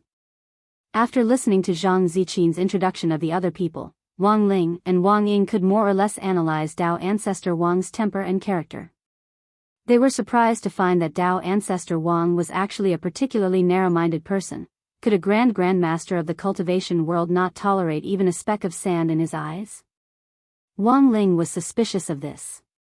Listening to all kinds of bizarre reasons for being suppressed, he felt that he shouldn't just listen to these people's side of the story. These people had all been ancient experts who had once commanded the world. After being suppressed in this corpse picture for so long, there was no guarantee that they would be mentally healthy. It was inevitable that their minds would become distorted, which would distort the truth. In Wang Ling's experience, as long as two parties were involved, you absolutely couldn't just listen to one side. If you easily believed one side and were eager to pick a side, then in the end, once the situation reversed, the only one who would be embarrassed would be yourself. Wang Ling had seen this kind of thing too many times in the current internet age, let alone in ancient times. There were indeed a lot of people who exaggerated things in order to attract other people's attention. A while ago, Wang Ling had even seen a female parent who had splashed red ink on her daughter's school uniform because she had a disagreement with a teacher, and said that the teacher was abusing her daughter at school. Why was it that the most basic trust between people was gone now? Wang Ling felt that he should look for the reason in these people. Everyone who consumes generously should reflect on themselves. On this side, Wang Ling was deep in thought. He heard Zhang Ziqin suddenly laugh in the picture. Dao ancestor Wang's actions are hard to fathom. People like us who were suppressed in here sometimes wonder if we're really seeing Dao ancestor Wang. I know that you must think that Dao ancestor Wang is the creator of cultivation, and that a grand family shouldn't be so narrow-minded. But sometimes, facts speak louder than words. If you don't believe me, there's nothing I can do. Speaking up to this point, Zhang Ziqin seemed to remember something, and then said, that's right, you can ask old God about this. Wang Ling and Wang Ying, seeing that Wang Ying's expression wasn't right, Zhang Ziqin seemed to instantly understand something. In that instant, even his voice was a lot lower. Has she perished? Yes. Wang Ying nodded. Speaking of this, both Wang Ling and Wang Ying felt a little embarrassed. After all, the fall of the old god was related to them. Lotus Sun had struck him to death not long ago. The grass on the grave was probably several zhang high. For some reason, when Wang Ling restored Zhang Zipei's original appearance through the king's eye, he saw a deep sense of melancholy on his face when he mentioned old god. Wang Ying also saw this scene clearly. Although he didn't have the ability of the king's eye, as long as Wang Ling activated visual sharing, Wang Ling's shadow could clearly see the scene in front of him, although he wasn't too sure. But Wang Ying had an intuition that the relationship between Zhang Zipei and the old god might be more complicated than he had imagined. Although Zhang Zizi's side of the story made people think that the relationship between them was just a one-night stand in ancient times. But the expression on his face couldn't lie. Skeletons couldn't make out their expressions, and Zhang Zizi, like most of the people here, had forgotten how to manage their expressions after becoming a skeleton. Thus, Wang Ling was able to capture this scene now. Anyway, Zhang Zipei was a man with a story. There were so many ancient realm experts trapped in the corpse wrapping diagram. Given Wang Ling's temperament, he couldn't be bothered to continue looking for other candidates. His thoughts coincided with Wang Ying's.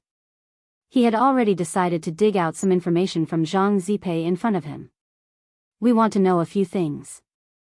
You just need to answer what you know. My master can rescue you. What do you think of this deal? Wang Ying asked. He had thought that Zhang Zipei would happily agree. Unexpectedly, the other party just shook his head. An ancient godly thief like me can't see the light of day. Whether I get out or not doesn't mean much to me. Then what do you want? Wang Ying asked. My request is actually very simple. If you want to get information from me, I'll give it to you. If you want information from me, then help me look for descendants of my bloodline. Zhang Zipei said, I've been suppressed here for too long, but I clearly remember that I have 3 sons. If they can smoothly continue my bloodline, there should still be descendants of mine in this world. Are you so sure they're still alive? To be honest, I'm not too sure. Zhang Zipei snickered. After all, it's been too long. Looking for his descendants. This was Zhang Zipei's only wish now. I just wanted to satisfy my curiosity, Zhang Zipei said. Zhang Zizi whispered, if my bloodline can continue smoothly, I'm sure that the cultivation of the descendants who are still alive in this world won't be too high. You're an ancient expert, Wang Ying said. So what if I'm an ancient expert?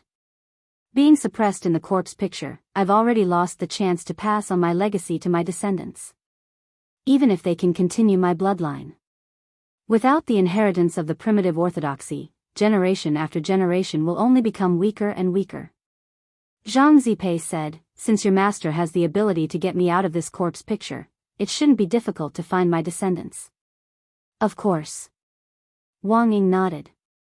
At this point, the negotiations between the two sides had come to a successful conclusion. Wang Ling had received a new task, find Zhang Zipei's descendants in exchange for information. This indeed wasn't a difficult task for Wang Ling. He just needed to use his power of sight to track the bloodline later. Zhang Zipei knew that his answer was actually a little rude. Because he himself didn't know if his bloodline could be passed on, if there was no one to pass on, he actually had nothing to say.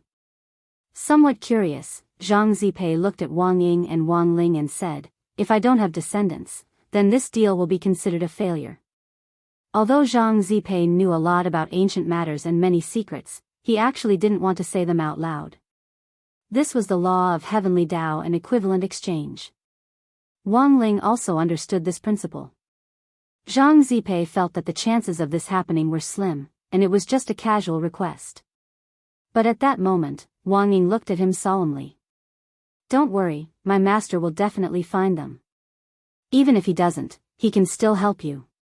Even if I have to dig up a grave and reincarnate, I'll find one for you. A lot of question marks instantly popped up in Zhang Zipei's mind. Actually, he had long since noticed that there was something strange about this youngster in front of him. He had opened the corpse wrapping picture with his bare hands, and with his strength alone, he had suppressed this group of ancient experts to the point where they didn't dare to say anything. And most importantly, the other party could actually violate the law of heavenly Tao which Tao ancestor Wang had set up. What kind of person was this youngster? At that moment, Zhang Zipei stole a glance at Wang Ling's red eyes, as if deep in thought. It was almost noon on Friday, December 18th. The upper-class student exchange meet that Leek Sasaki had mentioned earlier was about to begin. There was a small forest built into Jiudao and High School Trench, and this time, Area S exchange meet would be held in this forest hut. It's up ahead. Following Leek Sasaki through the long cobblestone path, the number 60 high group finally saw the slightly fantastical forest hut, which was built directly on top of a big tree. This was a 1,000-year-old tree, and its base was so huge that more than 50 people wouldn't be able to wrap their arms around it. The branches on it were dense and crisscrossed, and the noon sun seeped through the gaps between the leaves, leaving behind fragments of light on the ground that moved with the wind. According to Leek Sasaki, this forest hut had originally been used as a place for special training. It required the dean's office's approval before it could be used. The Rainbow Seven Sons choosing this place as the venue this time could be considered to have fully utilized the capitalist advantage of Area S students. This was originally a very tranquil place. Wang Ling didn't really dislike his surroundings, and instead liked them a little. It was just that with so many people around, his mood wasn't as pleasant anymore. Can we really do this? Jai Yin dropped her forehead into her hand. She was wearing Lotus Sun's dress, and her face was red with embarrassment. Because of her profession, it had been a long time since she had worn a dress in front of outsiders. She usually dressed more neutrally when she went out, and the only time she wore a dress was when she met people she knew. But now that Lotus Sun was pretending to be Ryoko Kwamiya, Jai-in had no choice but to pretend to be Lotus Sun to fill in for Lotus Sunday. In number 60 high school, everyone's eyes were still on the 3 students who were going to be the exchange students this time. On the other hand, Jai-in, who appeared as an assistant teacher, would not attract too much attention. I think this is pretty good. You're usually so pretentious, it's good to change up once in a while. Wang Ming grinned and encouraged her on the side. But Jai-in was still hesitant. On one hand, she was shy. On the other hand, she felt that the circuit diagram was starting to become a little confusing. There's nothing to be afraid of. In any case, if anyone comes to talk to you, just politely decline with a smile on your face, Wang Ming said, sounding very practiced. Hearing this, Wang Ling and Lotus Sun vaguely sensed that the atmosphere wasn't right. If other boys come looking for me, are you sure you won't be angry? Jai-in asked again before entering the house. It wasn't until later that Wang Ling and Wang Ming realized that this was actually a suicide question, but that was Wang Ming's personality. Because he was used to being a straight man, he didn't think too much about it. In the face of Jai-in's question, he didn't even think to use the brain deduction technique to confirm the answer. Because he felt that this was a small matter, and it wasn't worth it for the two of them to get into an argument over it. Thus, Wang Ming answered without hesitation, "Why should I be angry? It's an act to begin with." "It's an act, but you clearly know that I'm not wrong," Jai-in said. Wang Ming, ? It wasn't easy to understand a girl's mind. Before they fell in love, Wang Ming wouldn't have believed this. But now, he believed it, when he gradually began to realize how strange this question of Jai-in's was. By the time he used the brain deduction technique, it would already be too late. Because there were only 2 paths in front of him. And no matter which one he chose, it would be his fault in the end. If he got angry, that would be exactly what Jai-in wanted. This guy just wanted to see him get jealous. But in the end, he would be labeled as petty. If he didn't get angry, the consequences would be even more serious. He would be labeled as someone who didn't care about his girlfriend. Falling in love was a science. Sometimes, seemingly simple problems were in fact much more complicated than scientific principles. Thus, Wang Ming's heart was now full of regret. He regretted that he hadn't straightaway settled Jai-in 2 days ago when he and Jai-in had been alone in Judao's dormitory. The little girl had watched too many TV dramas, and liked to let her imagination run wild. For some inexplicable reason, the scene fell into an awkward silence. Wang Ming had an answer in his mind. But in the end, both answers would be labeled, and they weren't the answers Wang Ming wanted to see. Thus, Wang Ming, who really didn't know how to deal with this matter, sank into silence.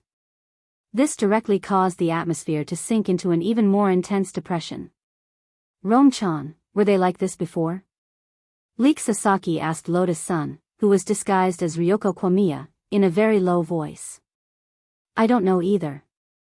Lotus-san also didn't know how to answer Leek Sasaki. The main thing was that this was the first time the girl had encountered a cold war between couples, and she didn't have much experience in love. She didn't know how to deal with this at all. Seeing that they were about to reach the wooden hut, Lotus-san tried to change the subject and change the atmosphere. In the end, Leek Sasaki suddenly said, "Hey, if you quarrel at the head of the bed and reconcile at the end, I think the two of you should calm down. We're about to face a formidable enemy, we can't fight among ourselves, can we? Who's husband and wife with him?" As soon as Leek Sasaki said this, Wang Ming and Jai-in folded their arms in unison and turned their faces to the left and right. Leek Sasaki, Wang Ling. Lotus-san, in Wang Ming's view, Jai-in was deliberately looking for a quarrel. This was all an act, wasn't it? Why did she have to think so much about it? He felt that, in the end, it was still a matter of trust. Jai-in didn't trust herself. That was what annoyed him the most. On the other side, Jai-in couldn't help feeling vexed by Wang Ming's silence. She actually knew that she was looking for trouble, but couldn't this guy just give her a way out? What was this silence supposed to mean? It was obvious that he didn't care about her, at that moment. The two of them were vexed over their own matters. Wang Ling and Lotus-san hadn't expected the situation to actually develop to this point. They had thought that there couldn't be anything worse than the current situation. But Wang Ming's next words directly blew Jai-in's mind. Before entering the wooden hut, the more Wang Ming thought about it, the angrier he got, and he blurted out, "If you want to think that way, there's nothing I can do." As soon as he said this, Jai-in's face instantly turned ugly. When Lotus-san heard this, she knew that something wasn't right. "If you want to think that way, there's nothing I can do."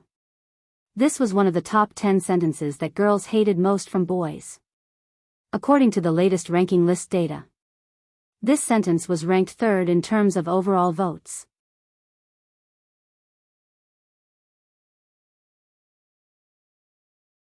Chapter 1554.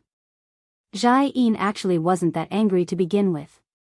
But the man in front of her wasn't romantic at all, and had actually said something like this before entering the wooden hut, which instantly made her depressed. When Wang Ming blurted out, "If you want to think that way, there's nothing I can do," Wang Ling, Leek Sasaki, and Lotus-san all felt the temperature around them drop a few degrees. Leek Sasaki looked like he was watching a show as he explained to Wang Ling on the side, "Queen Lang-san, we absolutely can't say this. This is number 3 in the top 10 lines that girls hate most from boys."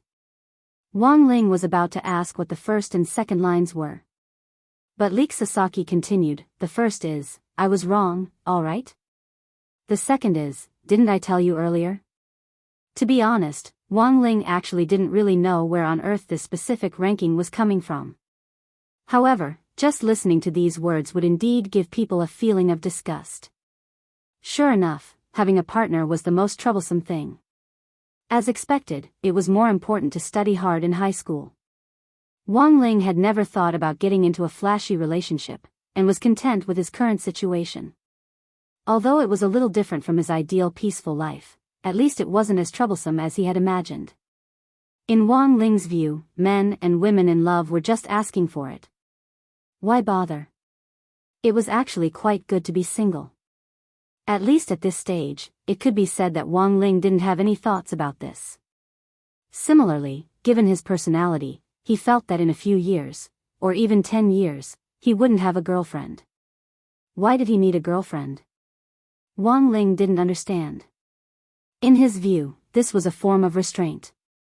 So, it was impossible to find one.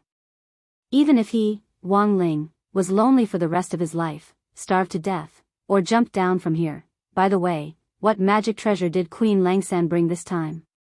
As his thoughts swirled in his mind, Leek Sasaki's words once again broke the dead silence. He was a smart man, and intended to ease the tension a little.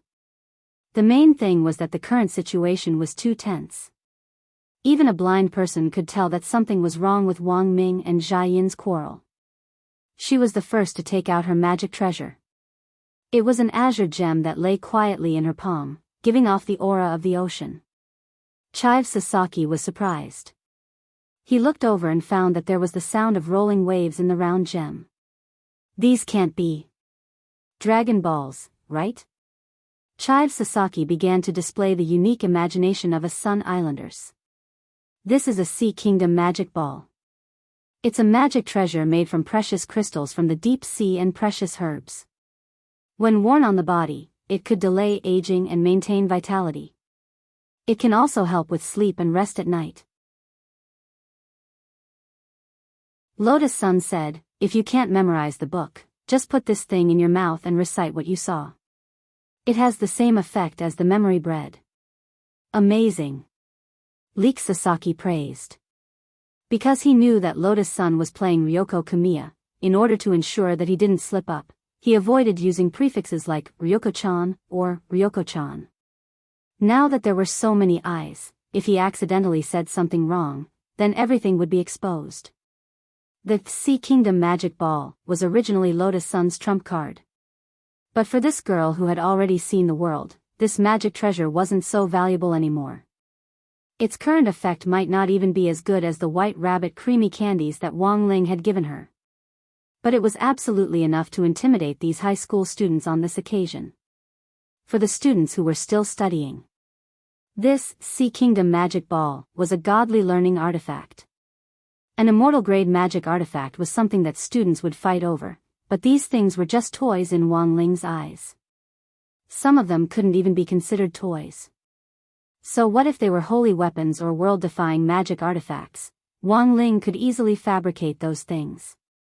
Then, what treasure did Langsan bring this time?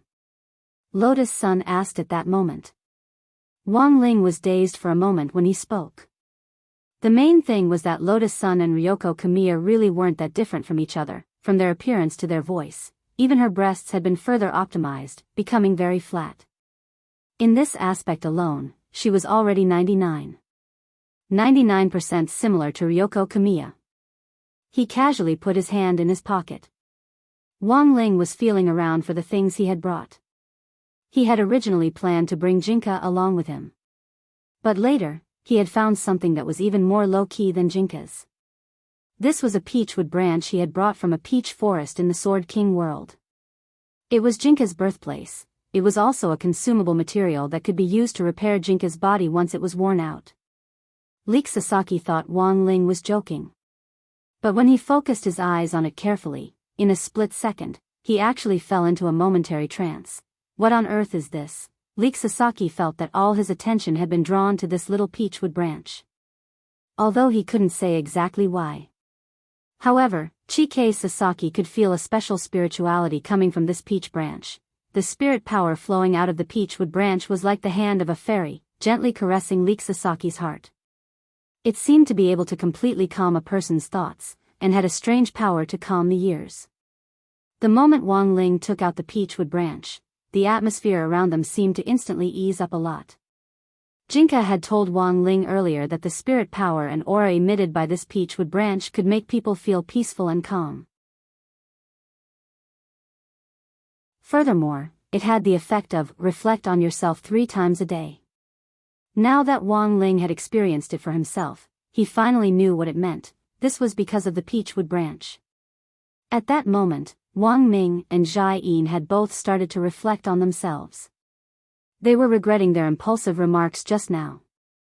The peachwood branch's ability to reflect on yourself 3 times a day was too strong, and exceeded Wang Ling's expectations. In less than a few seconds, these two people who had been in a cold war and didn't look like they would be able to reconcile for the time being instantly faced each other and spoke in unison. I have something to say to you. I have something to say to you. You first. You first. Seeing this, Leek Sasaki hurriedly led them to the foot of the wooden hut up ahead. At a time like this, he thought it would be better to leave them alone. In the end, it was also at that moment that Wang Ling saw Wang Ming and Jai Yin hugging each other from a distance. They've reconciled. That's great. Lotus Sun was secretly happy. But the truth was that the Rainbow Seven Suns gang members in the tree house happened to see this scene. President. Big news. Come and see. A new member of the Purple Maple Club cried out from the window. What's all the fuss about? Then, following this member's direction, President Moriyama Keed of the Purple Maple Club saw this scene from a distance.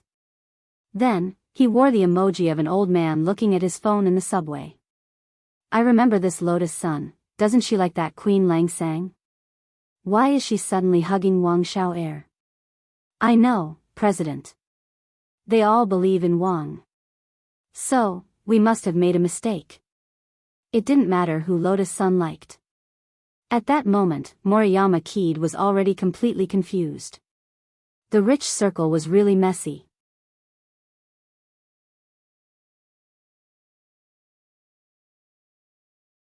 Chapter 1555. As the saying went, know yourself and know your enemy, and you will emerge victorious in every battle. In order to grasp this Ho Lang Sang's weakness, Sin Shan Fong had investigated a lot of things. Many of them were rumors on the internet, and their veracity had yet to be determined. But as the saying went, public opinion could melt gold. As long as all these rumors were listed down and verified by the comprehensive search rate and the witnesses found, it was basically possible to determine whether the information was true or false. But just as Sin Shan Fong wanted to summarize the information before today's high society student exchange meet, something very strange had happened. All the information he had gathered on Ho Lang Sang had disappeared. Moreover, before the meeting began, he couldn't remember anything about Ho Lang Sang at all. His memory was a mess, like a mosaic of paste. What the hell? Feeling helpless, Sin Shan Fong could only focus on this part of the information. Based on the summary of the information, Lotus-san had a good impression of this Ho Lang Sang. Sin Shan Fong thought he could make a big deal out of this at the exchange meet. He only needed to make that Ho Lang Sang unable to get off the stage. In this regard, he felt that he could look for inspiration from the recently circulated Dragon King's son-in-law as well as that war god with a crooked mouth. Ho Lang Sang was an ordinary kid with a poor family background. Furthermore, he didn't have any talent. So many people in 9 Paths and Class S had already reached the Golden Core stage in Grade 1. How could a foundation establishment cultivator like him strut around? In 9 Paths and High School's Chiba, Sin Shan Fong had already arranged for some people from Purple Maple Club to organize posts. Why is a poor Ho Lang Sang favored by a rich woman? Do you think you're the Azura Dragon King? Talk about how to be a pretty boy and attract a rich woman to keep you as a mistress. With this method, you won't have to worry about the rest of your life. A foundation establishment cultivator can also participate in the high society student exchange meet in Zone S. I've never seen such a shameless person. Epic disgrace. 9 Paths and High School's Sun Island is #1 in the world, actually allowing foreign aid to join the delegation. Are you worthy? It was Sin Shan Fong who had come up with these very clickbait posts. Unfortunately, if it wasn't for the urgency of the matter, he felt that it would have been a good advertisement. With these posts and the exchange meeting, everyone had to bring a magic treasure with them. But Sin Shan Keed really wanted to see what on earth Wang Ling would take out. He had been gleefully waiting for the exchange meet to start, just waiting to see Wang Ling make a fool of himself. In the end, the scene in front of him completely messed up Moriyama Keed. No. Did I lose my memory? I shouldn't have lost my memory, right? Lotus-san clearly likes that back Lang Sang. Why is she hugging that guy called Wang Xiao? Sin Shan Keed felt very uncomfortable. Guild leader, what should we do now? When the others saw this scene, they were at a loss as to what to do. Don't panic. Moriyama Maple pretended to be calm. In fact, he didn't know what to do either, but since the plan had been set, it was too late to change it now. He could only continue to act according to the original plan. A few minutes later, number 60 High School's Wang Ling and the others were led into the treehouse by Chive Sasaki. The living room in the treehouse was very spacious. In order to accommodate the exchange meeting, it had been rearranged. Long dining tables were joined together and divided into 3 rows, each of which was filled with Sun Island's local delicacies, desserts, and drinks. All of them were cultivation food. As soon as Wang Ling entered, the noisy scene instantly quieted down, and a lot of people looked in his direction. After a few seconds of silence, whispers of discussion began to ring out nearby. Most of them were actually discussing Wang Ling based on the marketing style posts that Moriyama Kid had posted. Led by Moriyama Kid, the fact that 9 Paths and the delegation had allowed an outsider to join had indeed aroused dissatisfaction among some students in Area S. The most important thing was that Wang Ling's participation had been approved by the student union. Moriyama Kid had set up such a big game of chess. It looked like a revenge operation against Wang Ling. However, his real goal was still the 9th Path and the student council. As long as they operated well this time and pulled down Chive Sasaki, the president of the student union who was in the limelight, 9 Paths, and the high school would be completely under the control of their Rainbow Seven Sons gang. As a matter of fact, Leek Sasaki and Sparrow had long since seen through such a plot. The moment they saw Moriyama Kid, Chive Sasaki and Moriyama Kid looked at each other from a distance. Their seemingly calm expressions were in fact surging undercurrents. Chive Sasaki. This time, I'll definitely pull you down. Moriyama Kid. This time, I'll definitely let you join the cult. As their gazes met, the two of them communicated their thoughts to each other. On the side, Wang Ling could hear everything clearly. Wang Ling knew that Chive Sasaki's message was actually aimed at the student union. In the other party's eyes, Wang Ling was nothing more than cannon fodder that could be used. Wang Ling actually didn't take this childish behavior to heart. Even a brat who lacked education had a chance to turn over a new leaf. Look at number 59 high school's Tang Jingza and He Buffing. At the very beginning, they had also racked their brains trying to target him. And now, it was said that they had all joined the Grey Sect. Wang Ling actually didn't reject this behavior of the Grey Sect's fan club. Back then, because of Crispy Noodles' substitute essay, Wang Ling had accidentally packaged him as a little genius at writing essays. Wang Ling felt that this was something he could use to his advantage. At the very least, he could divert some people's attention. He could make those people not focus on his true battle strength. As the saying went, a scholar was useless. What Wang Ling's essay had given him was this kind of delicate, jade-faced scholar skin. On the contrary, it made him even more unremarkable. The people in the Grey Sect's fan club were relatively more cultured and could help him cover up. The main thing was that the cult leader was Lotus Sunday.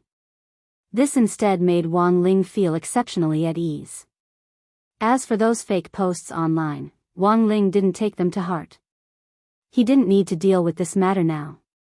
Sparrow could handle it on her own. Wang Ming had already used Old V's identity as the top hacker in the hacker circle to accept Sparrow as his disciple. Currently, Wang Ming had full control over the situation on Sparrow's side. Thus, it was already very obvious who would be the real winner in the end in Sun Shanfeng's scheme.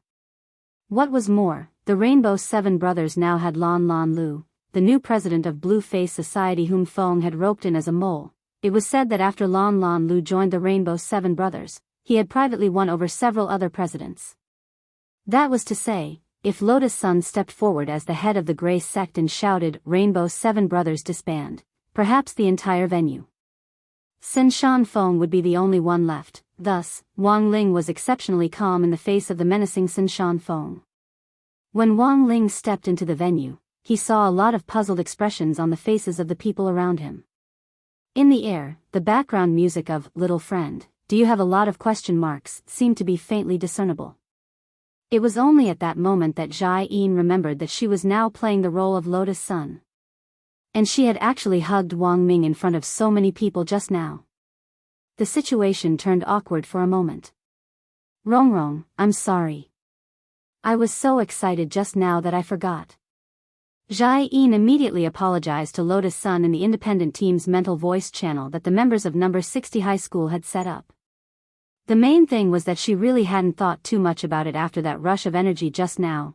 The power of Wang Ling's Peachwood branch, reflect on myself 3 times a day, was too strong, and in that split second, she and Wang Ming had fallen into a path that was hard to turn back from, and all they could think about was apologizing. It's alright, sister factor. If you and brother Ming can make up, that's really good, Lotus Sun replied. I'm sorry, it's my fault. Jai-in didn't know what to do. Come to think of it, this could also be considered an undercover mission. It was very different from the kind of life and death special forces operations she had carried out before, and for a moment, Jai-in really didn't have any ideas on how to deal with the situation in front of her. Lotus Sun realized that Jai-in was in fact a straight woman who was straightforward and didn't like to beat around the bush. She felt that this was probably one of the main reasons why Wang Ming liked Jai-in. Sister factor, it's good that you can relax a little. Follow my instructions from now on. Then what should I do next? I think you should let go of brother Little Ming first. Lotus Sun gave an awkward but polite smile. After saying this, Jai-in and Wang Ming reacted like birds startled by the mere twang of a bow. Lotus Sun couldn't help laughing in her heart. The quarrel had been sudden, and they had made up just as quickly. Was this what it felt like to be lovers? Lotus Sun was happy for the two of them, but at the same time she was a little envious. Wang Ling watched this scene from a distance, his face as unadorned as ever, devoid of any emotion. He couldn't see any emotion. The peach tree branches, self-reflection 3 times a day, power had been the lubricant for the two of them to reconcile. But when it came down to it, Wang Ming and Jai-in actually didn't want to quarrel. That was why they had made up so quickly. According to Jinka's explanation, it was said that the fiercer the quarrel, the stronger the effect of self-reflection 3 times a day.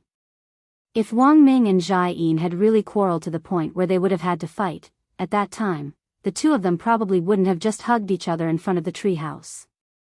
Instead, they would have directly knelt down and kowtowed to each other. At this thought, Wang Ling couldn't help trembling. This scene was too strange. Kowtowing to each other, wasn't that like bowing to heaven and earth? There was a turbulent undercurrent in this venue now. Wang Ling felt that if he used his peach tree branch in the magic treasure exhibition later, when this self-reflection 3 times a day power spread throughout the entire venue, it would probably be a very exciting scene. While he was pondering this, Sun Shan Qid walked to the front of the venue with a glass of grape juice. He gave his swept-back hair a simple stroke to confirm that his hair gel hadn't fallen off. Then, he cleared his throat, put on an old-fashioned expression, and began the next step in a very pretentious broadcast voice. Sun Shan Qid, everyone. Today is an exchange meeting between our 9 paths and upper-class students. At the same time, it is also a celebration for our 9 paths and the newly elected 5-member delegation. Everyone is a young genius who reached the golden core stage at a young age. Saying this, Sun Shan Qid swept Wang Ling a glance.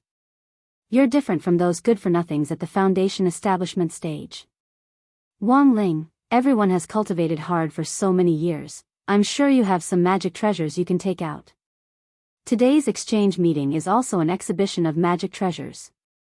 Sun Shan Qid smiled. Then, according to the system's order of drawing lots, the students who have drawn a number will come up and show off their magic treasures. I'm really looking forward to seeing what dazzling treasures our 9 paths and the 5-member representative team can bring out. After saying this, he looked at Wang Ling again. Wang Ling silently ate the crispy noodle snacks in the venue's snack area. It was said that Leek Sasaki had specially arranged for Lanlan Road to prepare something else. Of all the high-end cultivation food in the venue, Wang Ling felt that this crispy noodle snack was the best. After the system drew a number, the first person to come up on stage very quickly. Although it was a number draw, Sun Shan Qid had actually arranged the numbers in advance. The first person to come up was one of Sun Shan Qid's henchmen, who was also a student from Area S. This young man carried a huge potted plant with a blue and white porcelain pattern about half a meter in diameter. He carefully walked up the steps and placed it on the ground. The magic treasure he was displaying was unexpectedly similar to Wang Ling's. Although the difference in spirituality between this and the peach tree branch in the Sword King world was too great, at least they had the same idea. Unfortunately, most of the people here had never seen the world before. Even the spirituality of this tiny potted spirit plant was enough to make a lot of people gasp in amazement. This is a 100-year-old purple cherry blossom. Someone recognized the origin of the purple seedling in the potted plant. Cherry blossoms were the island flowers of Sun Island. The so-called 7 days of cherry blossoms referred to the short period of 7 days from when a cherry blossom bloomed to when it withered. And the cherry blossom in this young man's hand was of the highest quality. This was a 100-year-old purple cherry. It was a spirit plant that was qualified to be classified as an auxiliary magic artifact. Even in its seedling state, the purple cherry could condense the spirit energy of heaven and earth, which could accelerate one's cultivation. If this purple cherry was planted in a room, it would be the same as setting up 10 spirit gathering arrays in the room. A 100-year-old purple cherry blossom is 100 years old in its seedling stage alone. After 100 years, the purple cherry blossom will grow overnight and turn into a purple cherry tree that will bloom, someone exclaimed. The purple cherry blossom would automatically mature on a random day after 100 years. But after the purple cherry blossom bloomed, it would remain for a shorter time than a normal cherry blossom. It would wither after 7 hours. And the fully grown purple cherry tree would quickly wither and turn back into a seed. These fallen purple cherry petals would become nutrients. The seed would receive nutrients that would circulate. Thus, the purple cherry blossom also had another name, reincarnation cherry. There was a poem that said, "Turn into the spring mud to protect the flower." This was the most suitable description for the purple cherry blossom. Purple cherry blossoms were very rare on the market. And purple cherry blossoms that had a certain number of reincarnations were even more pitifully rare. This purple cherry seedling in my hand has already passed 100 years. And this year is the 7th reincarnation of this purple cherry, the young man said proudly. 7 round purple cherry? Many people in the field revealed stunned expressions. It was said that purple cherry blossoms were priceless, and the current market value of this 7 round purple cherry was at least 200 million. I'm sorry, everyone. This isn't anything special. It's a pity that this potted plant is over 130 years old. My dad gave it to me, but I haven't seen it blossom yet. The owner of the purple cherry, Sakai Toyonian, rubbed his head and smiled embarrassedly. Our friends from number 60 high who came all the way from abroad are also here today. There are too many eyes. I'm sure that my 7 round purple cherry pot is even more embarrassed. Saying this, Sakai Toyonian also glanced at Wang Ling like Moriyama Kid had done earlier. Then he snorted. They say that Queen Langsang is a mascot, and purple cherry is actually a symbol of luck. Today, I will make a small bet. If my disappointing purple cherry blossoms can blossom today, then I will make a bet with you. If my disappointing purple cherry can blossom today, I'll give it to Queen Langsang as a gift. Wang Ling sighed silently in his heart. What was the point? He wasn't a junk collector.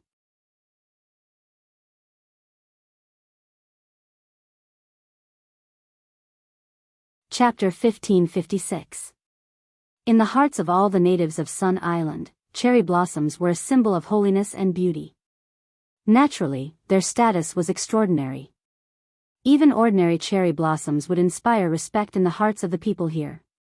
Not to mention the 7-wool purple cherry that Sakai Toyota had brought.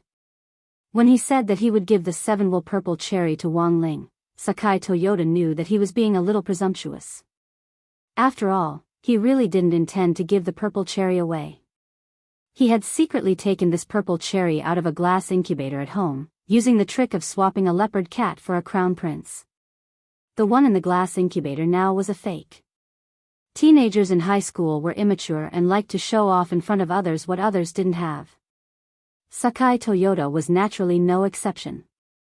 Every time he wanted to show off, he would use a fake to replace the real one and show off the real one. After satisfying his vanity, he would exchange the real purple cherry for the fake one. Of course, if his father found out about this, Sakai Toyota felt that he might not be able to keep his legs. After all, this was a 7-wool purple cherry, a treasure with a market value of 200 million yuan. Furthermore, it was the kind that would definitely be sold as soon as it was put up for sale, which was even easier than selling a house.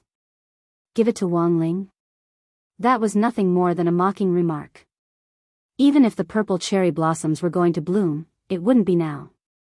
Although the purple cherry blossoms would bloom randomly in 100 years, there was a basic rule to it.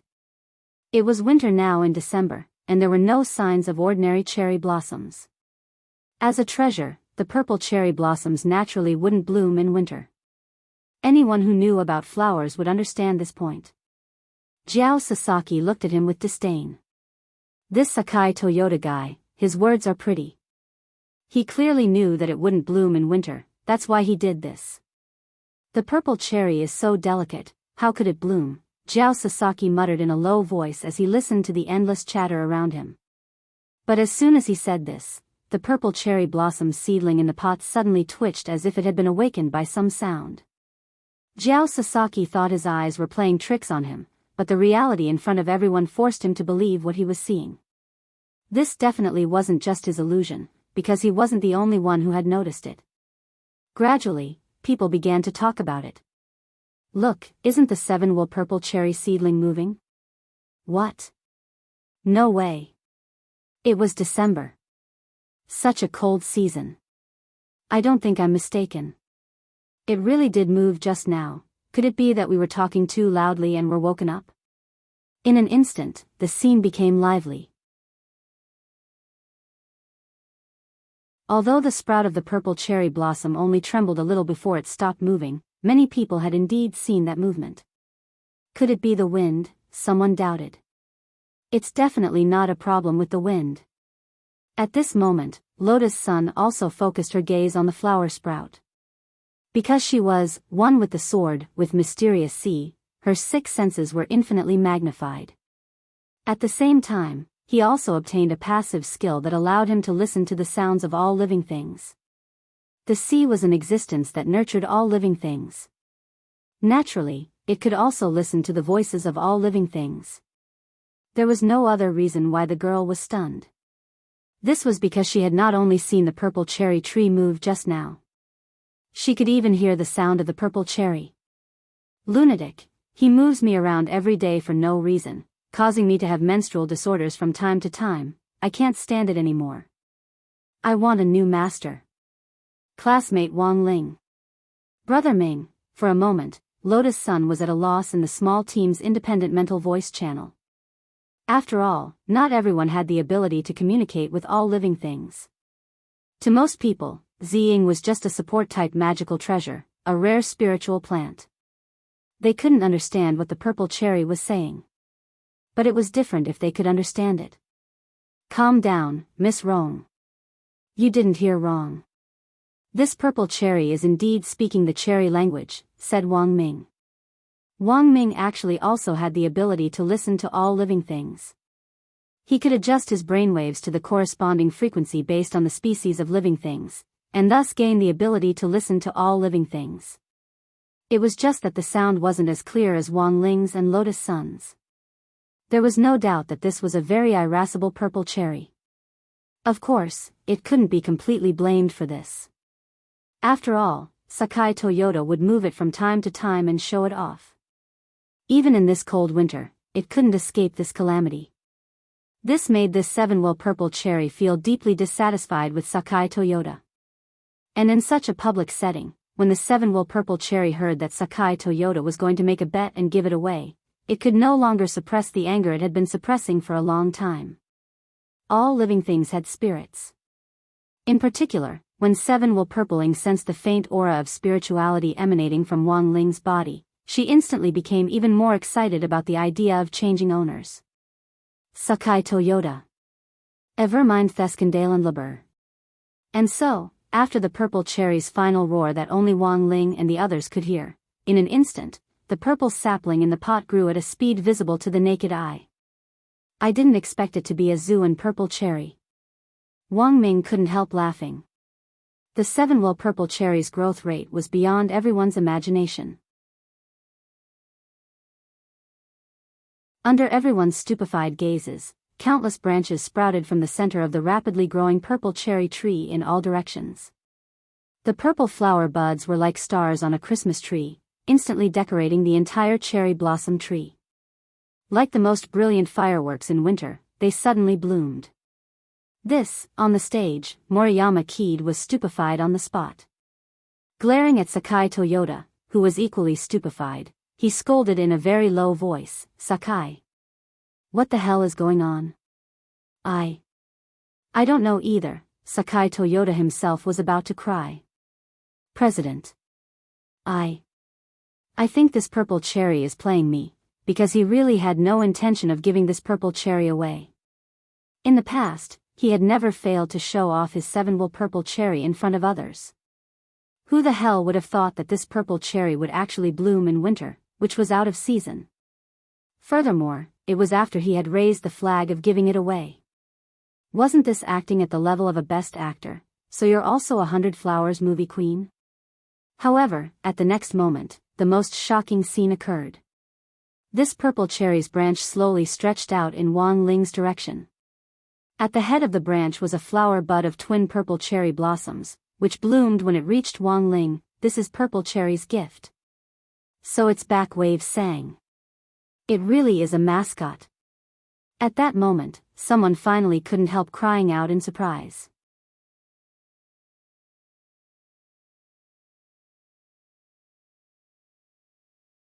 Chapter 1557. The probability of purple cherry blossoms blooming was very low to begin with. What was more, it was a cold winter day, and when the purple cherry blossoms, which symbolized holiness and luck, appeared in front of everyone, everyone's eyes were filled with amazement. Of course, if purple cherry blossoms blooming out of season were a miracle of nature, then this mystical phenomenon known as Purple Ying's gift, which was darting in Wang Ling's direction, was a miracle among miracles. Wang Ling looked around and saw that many of the people around him were dumbfounded as they stared in amazement at this magical scene. A lot of them wanted to take a photo of this miraculous scene with their cell phones. Their faces were full of devotion. There was no doubt that this was a super collision between the mascots. This was mascot plus mascot equals mascot plus. Repost this purple cherry gift photo. Blessed with luck, everything goes according to your wishes, and you pass every test. This pot of 7-wheeled purple cherry blossoms that had suddenly bloomed indoors was too beautiful to behold. Gorgeous purple petals with a magical hue were blown by the breeze outside the tree house window. They were like petals that had fallen from the sky. This magnificent scene made people feel as if they were instantly placed in an outdoor garden of peach blossoms. The fragrance of the purple cherry blossoms assailed their nostrils. For a moment, everyone was dazzled. Awesome. So beautiful, this scene was so romantic that for a moment, the men and women at the scene couldn't be any more breathtaking. It was simply a beautiful wallpaper in real life. Every angle was breathtakingly beautiful. The only flaw was the people standing behind the purple cherry blossoms. At that moment, Senshan Keed and Sakai Toyonian looked a little embarrassed. "Move aside. Hurry up and come down. Don't pollute the picture." Pollute. Senshan Keed was furious. He wanted to say a few words of rebuttal. But in the end, he didn't have the courage to do so in front of the purple cherry tree. Cherry blossoms were highly respected by the people of Sun Island. Especially the 7-wheeled purple cherry blossoms in front of them. If they were disrespectful, they would probably suffer retribution.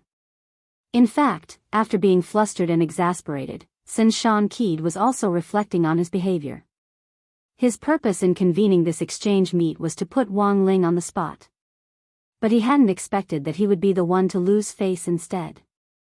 Zi Ying, who had bloomed out of season, and Zi Ying's gift, all of this seemed to be the will and gift of the heavens.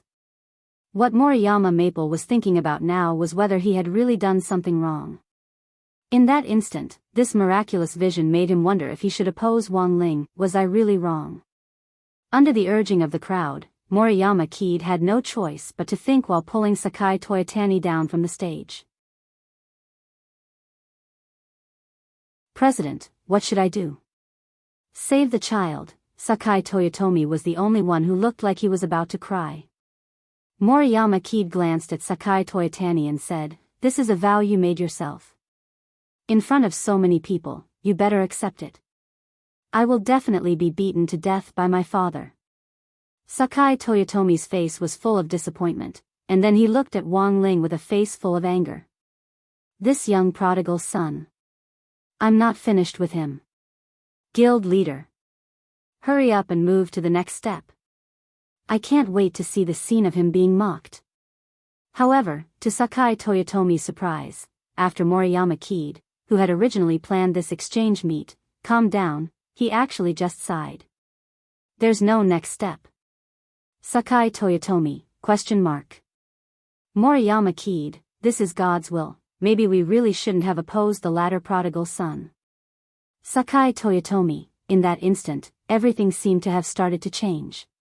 As the instigator of this chess game, Moriyama keyed's quick change of heart caught Sakai Toyotomi off guard.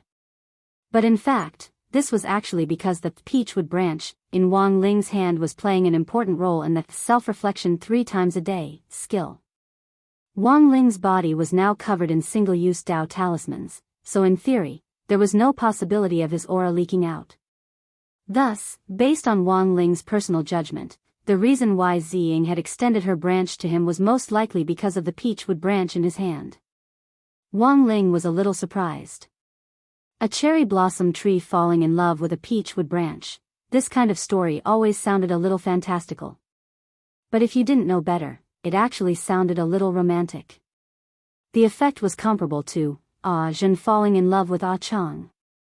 When the two spiritual plants resonated emotionally, the peachwood branches, self-reflection 3 times a day, power directly spread out along with the fragrance of Ziying's flowers. This instantly dispelled Moriyama keyed's insistence on opposing Wang Ling. Sakai Toyotomi was still ridiculing Moriyama keyed's betrayal in his heart, but in the next second, as he smelled the fragrance of the flowers, he suddenly felt a sense of guilt. He started to realize that he actually didn't dare look Wang Ling in the eye. Because in front of Wang Ling, Sakai Toyotomi actually felt a sense of shame in his heart. He had obviously been scared to death, afraid that his father would beat him up for giving away this pot of Ziying, which was worth 200 million yuan, for nothing because of this meaningless bet. But now, Sakai Toyotomi suddenly felt that if he didn't fulfill his promise, it would be even scarier than being beaten to death by his own father. As a man of indomitable spirit, Sakai Toyotomi felt that he should take on the responsibilities of a man. Although he didn't know why there was such a huge change in the way he thought about it, he didn't know why. But this sense of shame and self-reflection was like a fishbone stabbing into Sakai Toyotomi's heart. A few seconds later, Wang Ling saw this scene from a distance. I'm sorry. I shouldn't have done this, as he murmured. 2 streams of tears actually fell from the corners of Sakai Toyotomi's eyes. Then, he quickly wiped them away and walked up to everyone again. Once again, he walked in front of everyone. I admit that my vanity is playing tricks on me. And I actually secretly brought this pot of Ziying out from home. Wang Ling, there were still traces of tears in the corners of Sakai Toyotomi's eyes. But since I, Sakai Toyotomi, have made a promise, then I will definitely fulfill it. I will give Ziying to Ho Lang-san. Wang Ling, then, after a moment of silence, thunderous applause rang out. Good job, classmate Sakai. People who keep their promises are the most handsome. On this side, Sakai Toyotomi had just expressed his stance. Moriyama keyed also stepped forward and knelt on the ground in front of everyone to repent. Ho Lang-san. I was wrong. Also, I want to clarify to everyone that a lot of the posts about Ho Lang-san that were published on the internet before were actually made up by me. He raised his head and looked at Wang Ling, his eyes red. Ho Lang-san, is it too late for me to apologize to you now? Wang Ling hadn't expected that the exchange meet aimed at him at noon would be so perfectly resolved by the power of that peach tree branch. This was a turn of events that Wang Ling hadn't expected. Apart from that, there was another thing that Wang Ling hadn't expected. That was, everything that had happened at this exchange meet had actually been filmed by Chive Sasaki and Sparrow, and then edited with special effects. They were going to use this video as a promotional video for the Grace sect. Finally, they had used the previously registered account, 9 Paths and the Grace sect branch, to directly post it on Bilibili. Ho Lang-san, Rongchan, Brother Air, what do you think about the content of this video?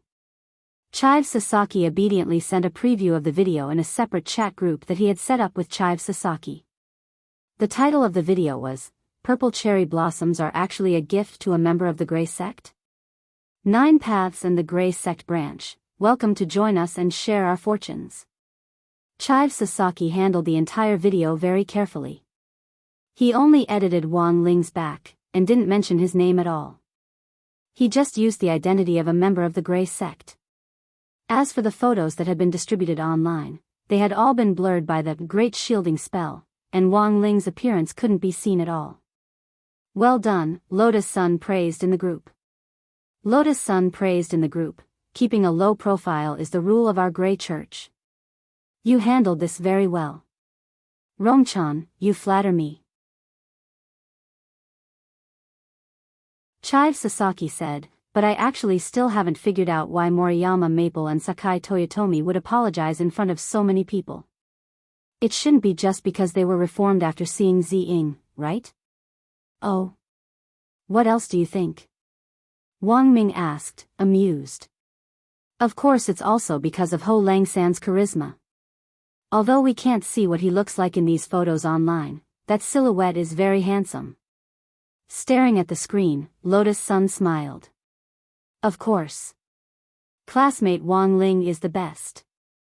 Wang Ling, Chive Sasaki, that's right, Rongchan. I've already received Moriyama Maple and Sakai Toyotomi's applications to join the Grey Sect. Lotus Sun was startled. They want to join the Grey Sect so soon. What's your opinion? Chive Sasaki, I think we still need to observe Moriyama Maple. As for classmate Sakai Toyotomi, I think we should satisfy his wish first. He said that this is his last request before his father beats him to death. Just tell him to be at ease. He won't be beaten to death. As long as he joins the Grey Sect and continues to support classmate Wang Ling, I will definitely protect him. Lotus Sun smiled. Speaking of which, the Grey Sect had become famous online this time. Actually, it was thanks to Sakai Toyotomi's bet that the program's effect had been maximized.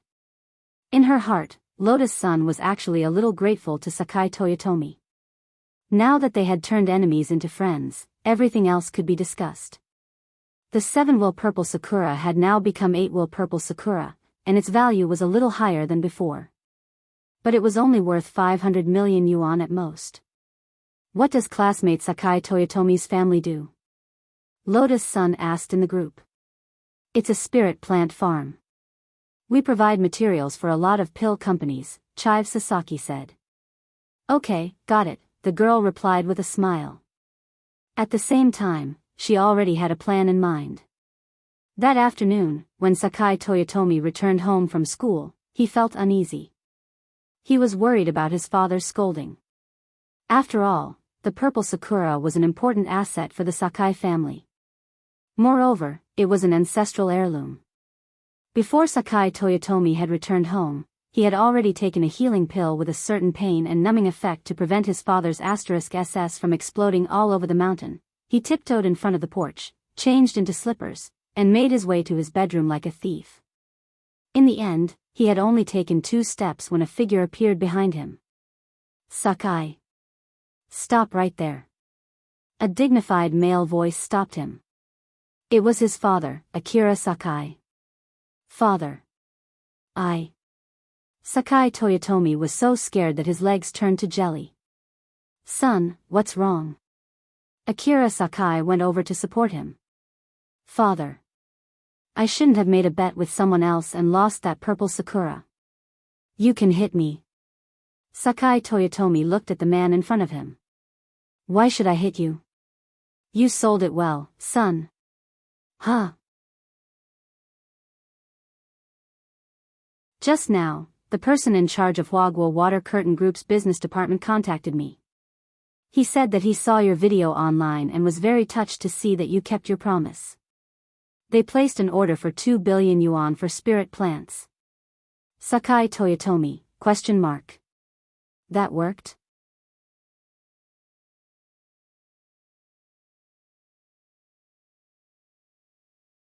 Chapter 1558. Sakai Toyoto didn't expect things to take such a turn. Everyone knew that the so-called Grey Church was actually Ho Langsang's fan club. Previously, Sakai Toyotani had the thought of joining the Grey Church because of the peach tree branch's self-reflection 3 times a day power. However, Sakai Toyotani didn't expect that he would suddenly think of something. He actually let the family pick up such a huge order for free. At the end of the day, the Sakai family were businessmen. Even if that purple cherry was passed down from generation to generation and was priceless. But in the end, it was only worth 500 million. But now, the Sakai family had obtained an order worth 2 billion and a long-term cooperation. Whether or not this deal was worth it could be calculated with one's toes. That evening, Sakai's father held a celebration banquet at home. Throughout the celebration banquet, Sakai Toyoto was not only happy, but he was also thinking about this matter. Huagwa Water Curtain Group's actions this time would have been very difficult to explain if not for Miss Sun's help. Then why did Miss Sun do that? Was it because he had fulfilled his promise and decided to join the Grey Church to support Ho Lang Sang? In terms of intuition, Sakai Toyoto felt that Lotus Sun liked Wang Ling. But now, here came the problem. What was going on in front of the treehouse at noon? Eldest Miss Lotus Sun clearly liked Wang Ling, so why was she hugging that Wang Xiao? After Sakai Toyotani sorted out the logic in his mind, he was instantly shocked. Damn! It was a triangular relationship. Son, what's wrong? You are the hero today. Why do you look so pale? Sakai's father looked at the pale Sakai Toyotani and asked with concern. This time, he really didn't expect it. His son, who had always been disappointing and vain. He actually relied on this move to win the favor of Miss Sunday. He had secured such a huge order for the family. Sakai Nara felt gratified and moved by Sakai Toyoto's growth. He had to admit that this time, Sakai was ahead of him. Dad, I'm fine. Sakai Toyotani said. He wiped his sweat with a hot towel handed to him by a servant and asked, Dad, I have something to ask you. Go ahead, Sakai said. If I know something about that Miss Sun, stop. To Sakai's surprise, before he could finish his words, his father interrupted him. Sakai's father took a sip of sake and chuckled. Although our Sakai family's conditions aren't bad, the gap is still very obvious when compared to Huagwa Water Curtain Group. Sometimes, don't judge something based on your own guesses. Otherwise, you will put yourself in a very dangerous situation. As long as it doesn't harm the interests of our Sakai family, it's not bad to be a fool. All you need to know is that Miss Sun has a good impression of that Ho Lang Sang. That's enough. In the future, I'll learn more from Ho Lang Sang and strive to get closer to him. Don't say anything else, don't make wild guesses, and don't talk nonsense.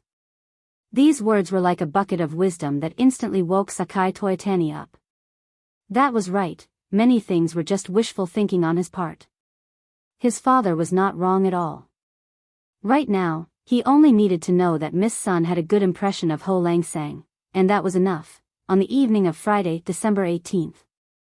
While Sakai Toyotani's family was having a celebration party, in the student council office, Leek Sasaki was also summarizing the results of this exchange meeting. First of all, the Rainbow Seven, which was the most difficult to deal with, had been confirmed to have been completely conquered after this exchange meeting. In addition, with Lon Lon Lu and Ono Tanaka secretly leading the way, many people who met the requirements chose to join the Grey Church. Even Leek Sasaki didn't expect this. Kyushin and the high school had been divided for so many years due to the competition between the student parties, but because of Ho Lang Sang, they actually became one again. Now, whether it was the student council of Kyushin or the original Rainbow Seven, they all belonged to Kyushin and the Grey Church. Almost all the S-class students had joined Kyushin and the Grey Church. There was no doubt that this was an unprecedented event. The Grey Church. They had completely taken over Kyushin. In the future, he would use the name of the student council president and the head of Kyushin and the Grey Church to apply to the school to abolish the student classification system. This system, which was full of contempt and gave rise to all kinds of school violence and bullying, should have been abolished long ago. Everyone had their own shining points and specialties. Since they were all students of the same school, they should understand the principle that they were bound together for good or ill. Leek Sasaki felt that he had learned this from Wang Ling. Look at number 60 high this time. Wasn't it just a tightly united group with the mascot Wang Ling as their representative? As expected of Ho Lang Sang. Leek Sasaki realized that he was worshipping Wang Ling more and more. Although Ho Lang Sang didn't say anything, every action seemed to have a deeper meaning, and people could learn a lot from him. Apart from this, there were two more things that had come out of this exchange meeting. The first was naturally the promotional video for the account, Kyushin and the Grey Church Branch, on Bilibili. The gimmick of the 7-wheeled purple cherry blossoms blooming in an out-of-season manner had attracted a lot of attention and led to a large number of reposts. The number of coins in the video had already exceeded 30,000, and the number of views was close to 1 million. This was undoubtedly explosive data. The second thing was the new decision that Leek Sasaki and Lotus Sun had made regarding that pot of 8-wheeled purple cherry blossoms. Because Wang Ling wasn't interested in this thing. Thus, after discussing it with Lotus Sun, Leek Sasaki decided to sell off this priceless pot of 8-wheeled purple cherry blossoms, in the name of the Grey Church, and then donate the money for charity. On Sun Island, there wasn't a single student organization that could donate 500 million yuan in a short period of time. After Leek Sasaki made a public announcement using the account, Kyushin and the Grey Church Branch, it also attracted a lot of attention. There were a lot of media outlets who wanted to interview him. But Leek Sasaki declined all of them. As a literary exchange organization based on students with an attitude, keeping a low profile was the core of the Grey Church. As the branch head, he naturally wouldn't make such a mistake lightly. Everything was developing for the better. Back then, Leek Sasaki had decided to bring the Grey Church to greater heights on Sun Island. He hadn't expected his goal to achieve so much in such a short period of time. Just as Leek Sasaki was sighing with emotion from his position as president of the student union. At that moment, Sparrow suddenly pushed open the door and came in. "President, bad news." "What is it?" Leek Sasaki asked when he saw Sparrow's flustered expression. Sparrow handed over a document wrapped in red paper. Leek Sasaki's heart trembled when he saw the document. This was a warning letter from the Kyushin and the Academic Affairs Department. A warning letter? It wasn't that Leek Sasaki didn't expect this to happen. However, the moment he saw the warning letter, his heart was still stunned. As expected, it's just like what little bro said. "I can't escape from the school." Leek Sasaki sighed. For so many years, Kyushin and the high school had been ranked at the top of Sun Island. The school leaders had always attributed this result to the competition between Kyushin and the gangs formed by the students. They believed that only constant competition could make their students stronger. Therefore, the leaders of Kyushin and the high school turned a blind eye to the bullying that occurred due to the environment. As long as the school was ranked at the top, they couldn't be bothered to deal with the matters below them. So what if the students had psychological problems? That was because they had poor mental fortitude. In any case, Kyushin had an elimination system. They could just order the students to drop out of school. But now, the competition system of student gangs had been implemented for so many years. Now, it had suddenly been broken by an inexplicable, grey sect. Of course, this was something that Kyushin and the school leaders couldn't tolerate. This warning letter was in fact a threat on the surface. There were two main things written in it. The first was to suspend Leek Sasaki from his position as president of the student union. The second was to demand that Leek Sasaki immediately disband the Kyushin and the Grey Sect branch. Otherwise, Leek Sasaki would directly drop out of school. "President, what should we do now?" Sparrow asked with a frown. "Just treat it as waste paper." "We can't mess up," Leek Sasaki said. It was as he had said before. Wang Ming had anticipated this long before this warning letter had been issued. What if Kyushin and the leaders jumped out to oppose the establishment of the Grey Sect branch? The solution to this problem was actually very simple. Leek Sasaki and Wang Ming had already thought it through. That was to pull the leaders into the Grey Sect.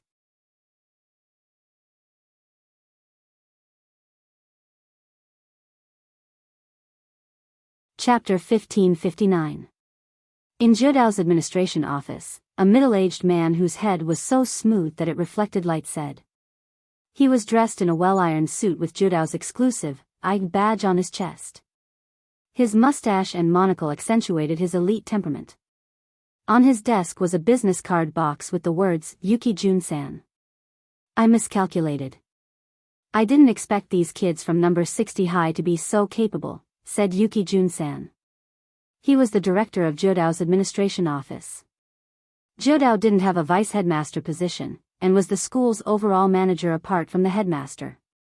Zhoudao had never made a mistake in implementing the grading system for so many years, and the school board's support for the grading system was unimaginable. It was just that Yuki Jun-san hadn't expected it to be broken by a few foreign exchange students this time. Do you think the warning letter will work? In the office, a blond foreign man with blue eyes smiled as he held a glass of red wine. Don't worry, Mr. Holland. I know very well who has the final say in the board. I won't delay it for long. It's just a literary exchange group set up by students. It's over. Yuki Jun-san smiled confidently.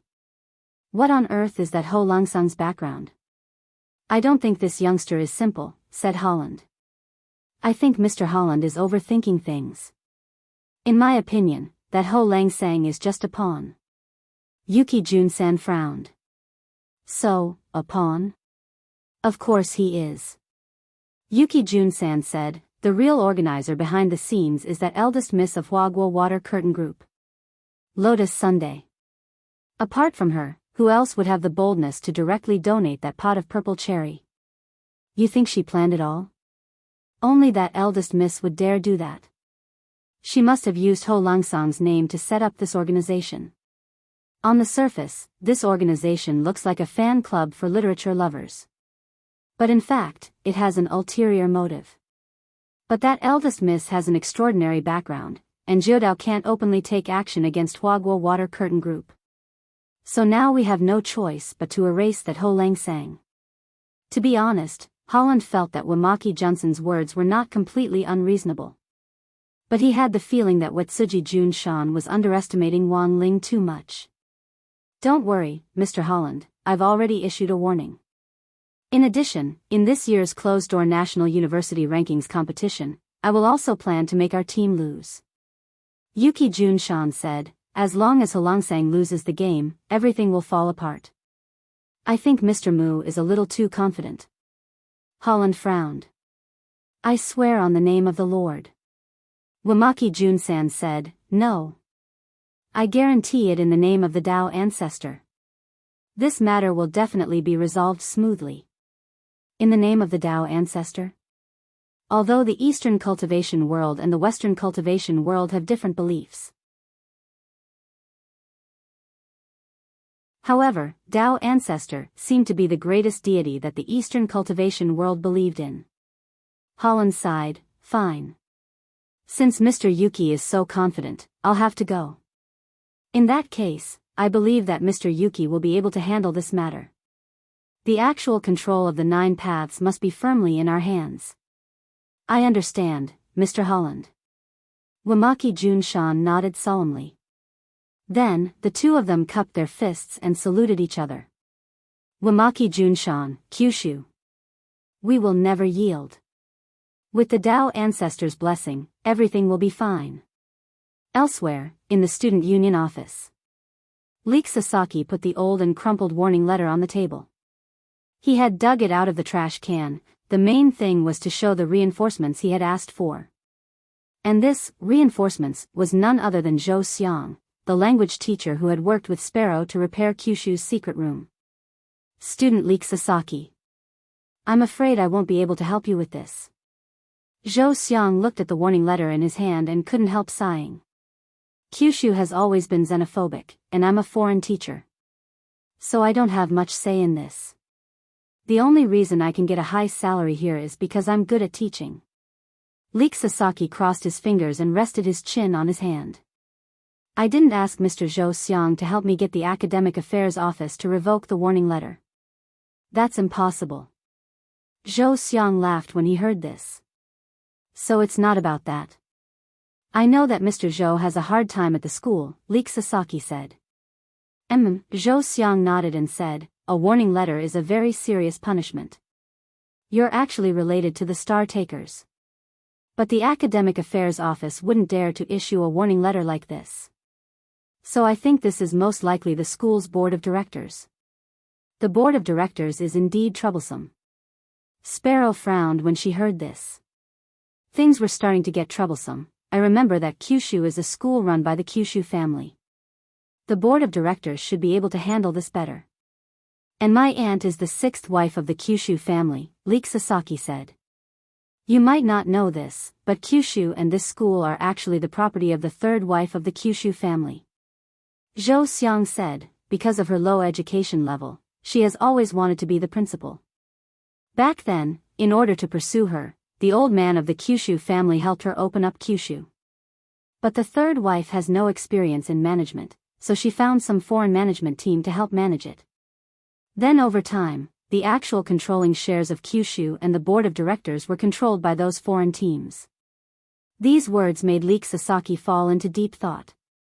It sounded like the situation was indeed much worse than it actually was, but to Leek Sasaki, he had no way out.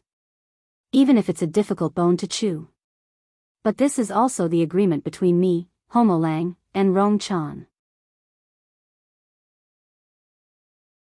Kyushu and the Grey Church branch must exist. The grading system of Kyushu must also be abolished. Leek Sasaki said firmly. But it's useless for you to tell me this. Zhou Xiang spread his hands helplessly. At this moment, Leek Sasaki suddenly asked, Mr. Zhou can't speak in the Academic Affairs Office, but what about the other teachers? Well, Zhou Xiang rubbed his chin. My popularity is actually not bad. There are many foreign teachers in Kyushu and I actually have a good relationship with the foreign teachers. That's good. Leek Sasaki became excited. What's good? Zhou Xiang didn't understand. Join the church. Mr. Zhou, you can be our ambassador and pull these teachers into the Grey Church. This. Zhou Xiang was stunned. This matter. I'm afraid I can't do it. I have a condition that Mr. Zhou can't refuse. Leek Sasaki looked at Zhou Xiang seriously. Student Zhou Z. His leg. Rong Chan said she can cure it.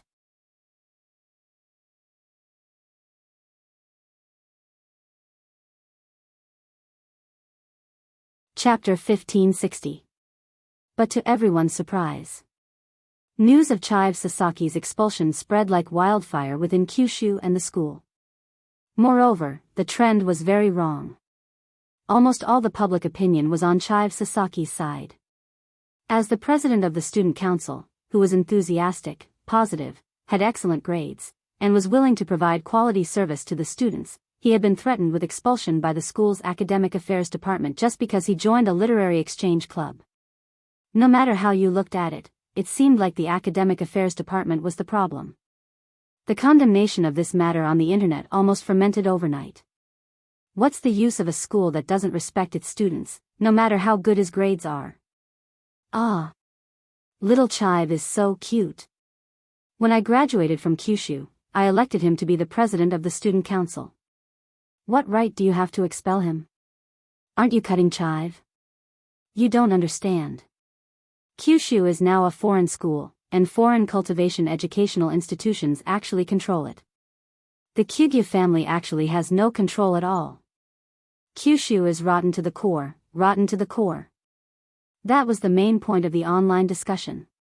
When Kyushu and Wamaki Junzan saw this overwhelming tide of public opinion, they trembled with anger and wondered what was wrong with the world. It wasn't easy to create such a wave of condemnation overnight. Among them, there were two main factors that added fuel to the fire. On one hand, Lotus Sun and Chive Sasaki had planned to organize Grey Church members to help Chive Sasaki guide online public opinion. On the other hand, teacher Zhou Xiang, who had accepted the conditions, had set the pace among the teachers of Kyushu. With both the students and the teachers working in tandem, the matter quickly spread. Yes, Wamaki Junzan had miscalculated once again. He had underestimated the overall strength of the Grey Church.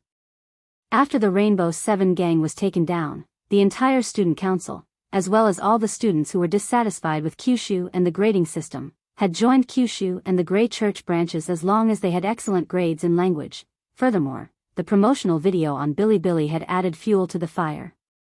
For a moment, many people were very interested in this student organization that had been established with the initial purpose of literary exchange.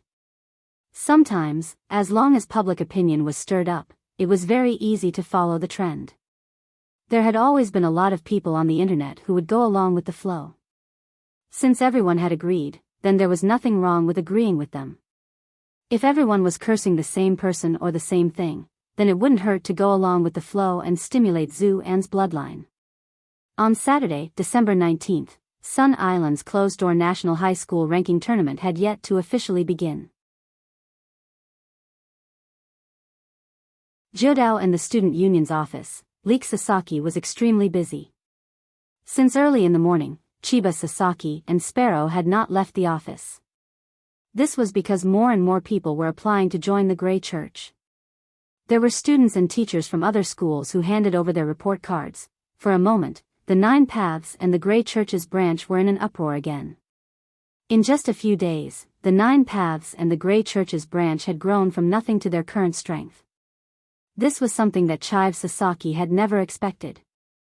Faced with the increasing number of Grey Church disciples, Leek Sasaki naturally felt the pressure mounting. In the last few days, sect leader Lotus Sun had been on his side giving him pointers. When the people from number 60 high went back next week, Leek Sasaki started to feel inexplicably agitated and anxious. In fact, Wang Ling had already anticipated this. After these days of comprehensive inspection of chives, Wang Ling felt that Leek Sasaki could be considered a person of good character. He didn't have anything to offer, so he enchanted something and had Lotus Sun give it to Chiba Sasaki in her name as a gift. So that day, Chiba Sasaki was in his office looking at the densely packed roster of believers on the computer, and his hair was about to fall. Lotus Sun brought Wang Ling's enchanted gift to the office. "This is Ryuchan's for me?" Chiba Sasaki revealed an expression of disbelief. "You've worked hard these days." It was just a small token of appreciation.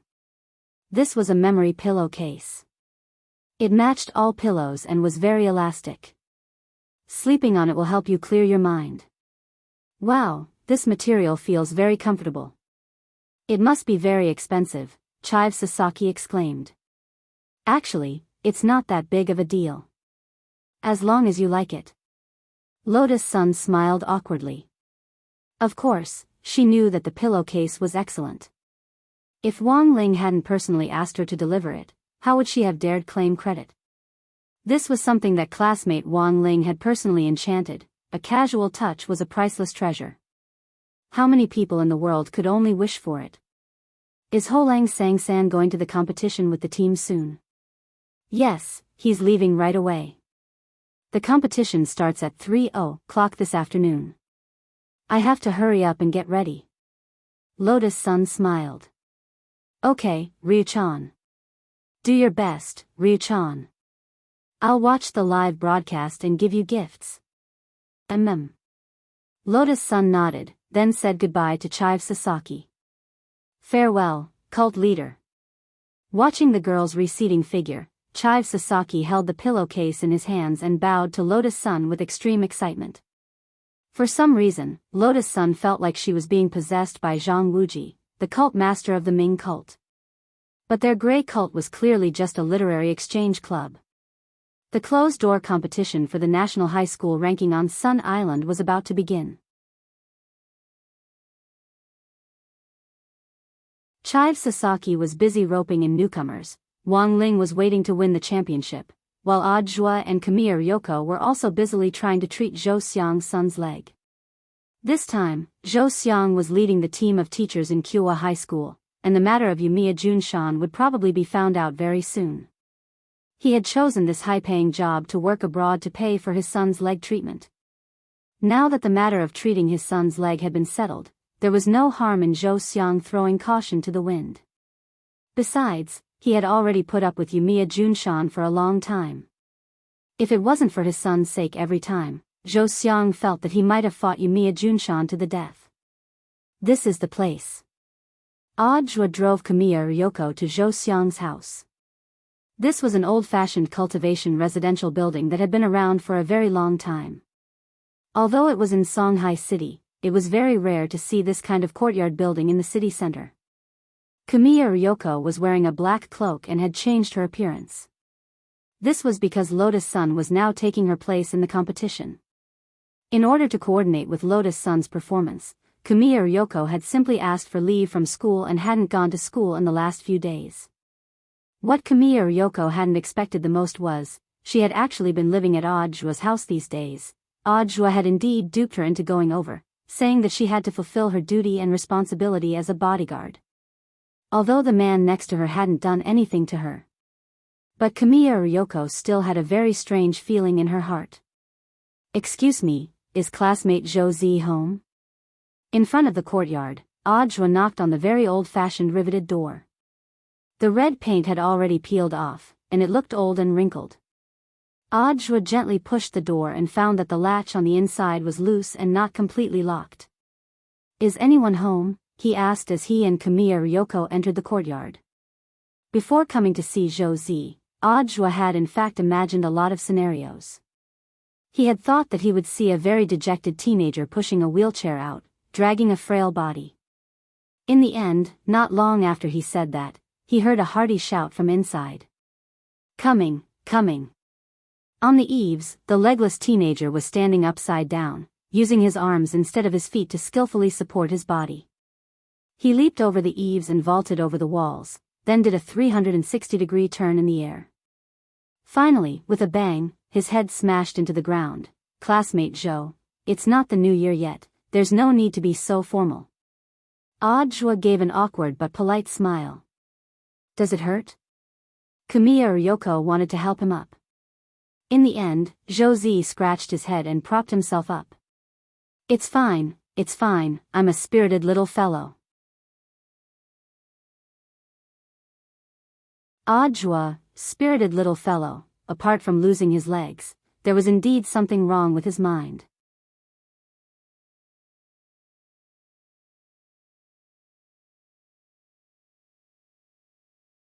Chapter 1561. It was a very old-fashioned house, but after careful observation, Audjua and Kamiya Ryoko found that the layout inside was very orderly. The flowers and grasses in the courtyard were growing very well. Each of them bloomed with their own fragrance, displaying their own beauty. It was obvious that they had been carefully taken care of on a daily basis. "Do you usually take care of these flowers and plants?" Looking at the blooming flowers, Audjua couldn't help asking. "Yeah, it's also the mission my dad gave me before he went to Sun Island. He only has these hobbies. For my sake, he is so busy outside. I don't dare to raise his thing to death. You and your father are so close." Audjua sighed. "I thought you would hate your father." "Why should I hate my father?" Zhou Zi laughed. "It wasn't his fault that my leg was broken. It was just an accident. I've seen how he's been running around for my leg all these years." Saying this, Zhou Zi suddenly turned around to look at him. "That's right. I want to ask, are you the real Audjua?" Audjua was amused by this question. "Of course I'm the real Audjua, otherwise what?" "No, nothing." Zhou Zi quickly turned his body around and continued to use his arms and palms to replace his legs, leading them to the front of the main hall. Before entering the door, Zhou Zi's body paused. "Wait for me, don't go in yet. Come in only when I tell you to. You're a man, what other shameful things do you have?" Audjua suddenly smiled again. Before coming here, he had actually already pretty much figured out Zhou Zi's situation. He also knew what it was that made Zhou Zi nervous and wanted to hide. Zhou Zi's face turned red and he couldn't help but take a few steps back. In fact, he was Audjua's little fan, the kind who had admired him for a long time.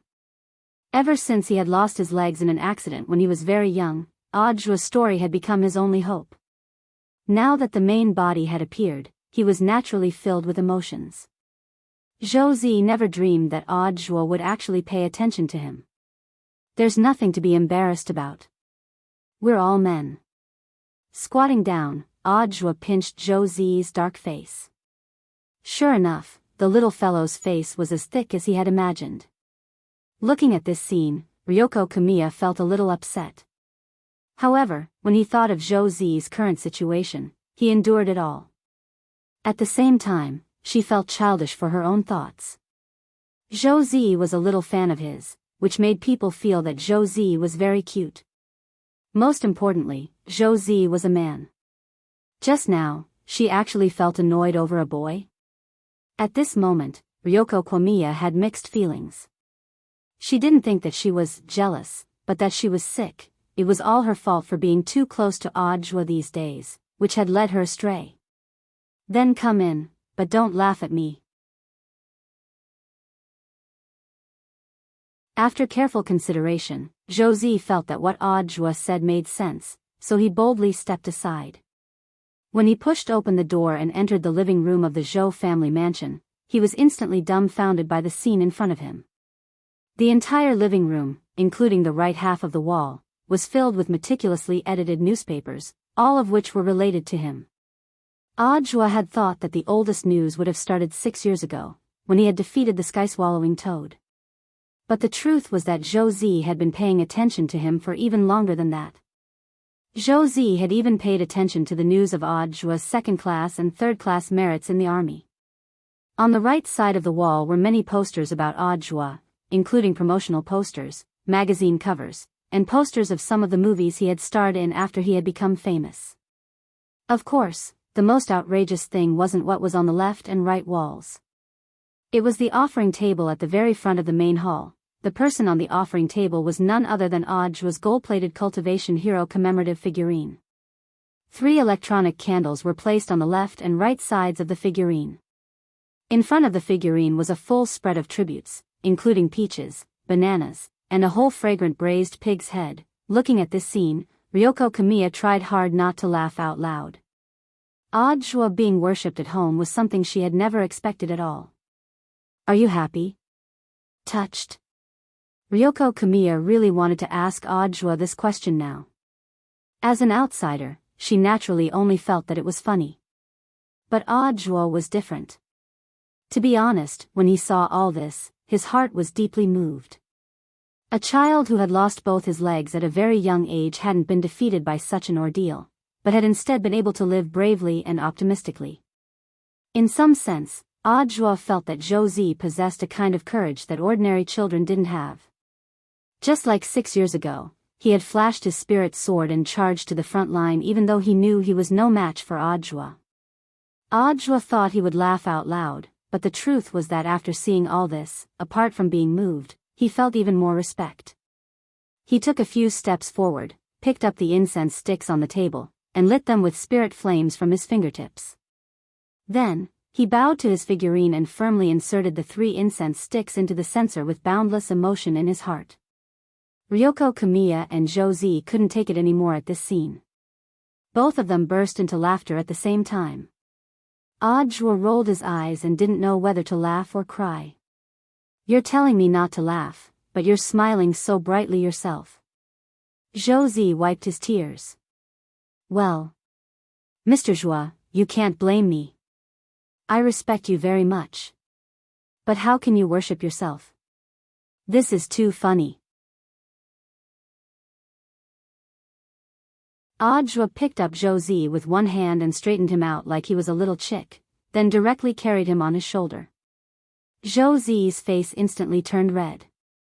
Mr. Joie, put me down. Audra neatly put the youngster on his shoulder down on a nearby chair, then he and Ryoko each found a chair to sit down in.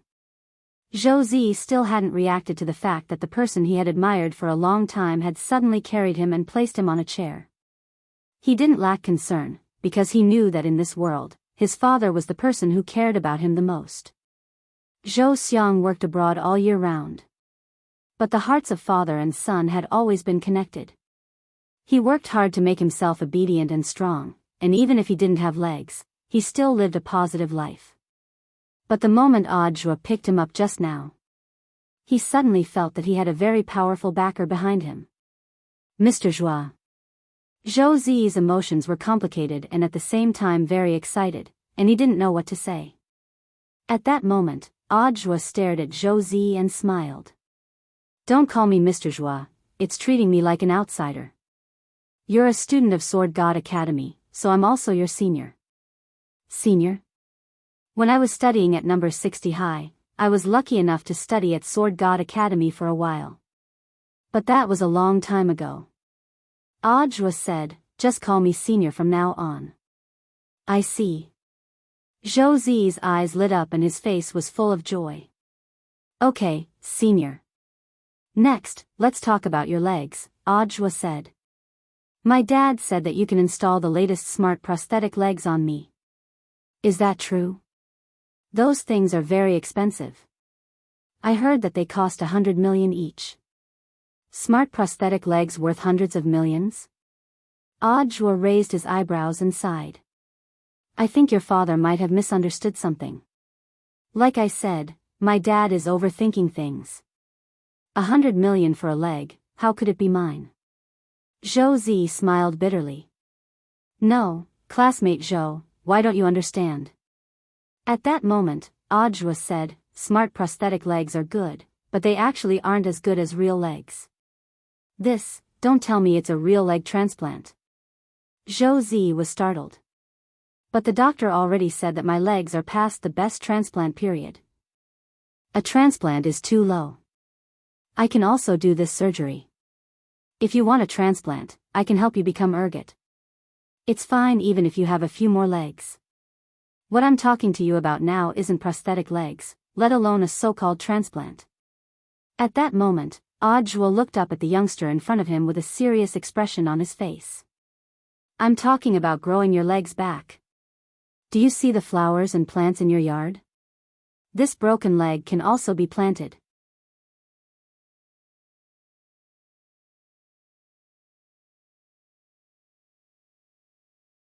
Chapter 1562. Replanting a broken leg. This was an extremely brilliant technique. Of course, this wasn't a technique that cultivators on Earth currently possessed. At the moment, the replanting technique on Earth still used substitute materials, such as spirit lotus roots. But this was for cultivators whose bodies had been severely damaged. They used spirit lotus roots to create a fake body, and then grafted a soul into it. This was an extremely brilliant surgery, but because the medical costs were particularly high, it wasn't something that ordinary cultivators could afford. This was a project for the rich. The advantages and disadvantages of a lotus root body were very obvious. Because it was too brittle, people who had a lotus root body were especially vulnerable to damage, and had to avoid a lot of strenuous exercise. Even flying on a sword was risky, because lotus root people were very light, and if they flew too fast, they could easily flip over. If even flying a sword was a problem, there was no need to talk about mass movement. So in the final analysis, whether it was substitute materials or real human tissue transplanted from someone else's body, it was still far less useful than the original flesh on the body. At the cultivation level on Earth, leg planting technology still wasn't mature enough, but on Divine Tao Star, it was already very mature. Ever since Wang Ling had intimidated the leaders of Divine Tao Star's major families, the 10 major families of Divine Tao Star had been too eager to curry favor with them. Wang Zhen and Lu Qingyi, this young couple, had already become envoys for communication between Battle Sect and Divine Tao Star. Wang Ling had only just set out the task, but Wang Zhen and Lu Qingyi had already gotten their hands on the leg planting method. It actually wasn't too different from basic planting, they just needed to make a hole in the broken part, stuff the seed in, and finally sew it back together. All that was left was to bask the leg in the sun every day and wait for it to grow back. Of course, in order to ensure that the broken leg could grow back smoothly, the body also needed to be nourished. This process was equivalent to fertilizing, but in fact, there was no need to soak the broken part in fertilizer. That would be too heavy a taste. The leg just needed to keep eating to replenish its nutrients. After seeing Zhou Zi's condition this time, Audiobook had actually felt very gratified. He had been more worried that the young man would have a heavy psychological burden. Now that he saw Zhou Zi's cheerful and optimistic appearance, this concern was clearly dispelled. On the other hand, he also had to observe Zhou Zi's specific injuries. The elbow's leg was exactly a third of the thigh. In other words, a part of the thigh was still there, and not the lower half of the body had completely disappeared. Otherwise, he would have to plant the middle leg, which would be more troublesome. Your condition is fine. I think that as long as you take good care of yourself, you'll definitely be able to grow 2 long legs based on your head-to-body ratio, Audhua said as he cupped his chin. Will it really work? Zhou Zi was skeptical. You have to be confident, student Zhou, Audhua encouraged her. The implantation surgery was actually very fast. However, in order to ensure that Zhou Zi's body's nutrition could be supplemented and taken care of during the implantation period, Zhou Zi had to be carefully taken care of. Audhua decided to bring Zhou Zi home to help him recuperate. This was the task Wang Ling had given him, and as his disciple, he had to complete it. Most importantly, although Zhou Zi was already 16 years old, he had a baby face and looked like a child. Considering the age difference, Audhua actually felt like an old father when he made this decision. Ah. Senior Zhuo wants me to go to Senior's house. After learning of Audhua's decision, Zhou Zi looked very surprised. But what about the flowers and plants in my courtyard? I have a friend called Immortal Toya. He'll be the one to carry out the planting operation this time, and his 2 disciples will take care of your flowers and plants. Audhua smiled. His 2 disciples usually take care of the flowers on an entire island. The few pots in your courtyard are too easy for them. But won't this be too troublesome? Zhou Zi frowned. He was as clear as a mirror in his heart. He was well aware that what he was doing would cause Audhua a lot of trouble.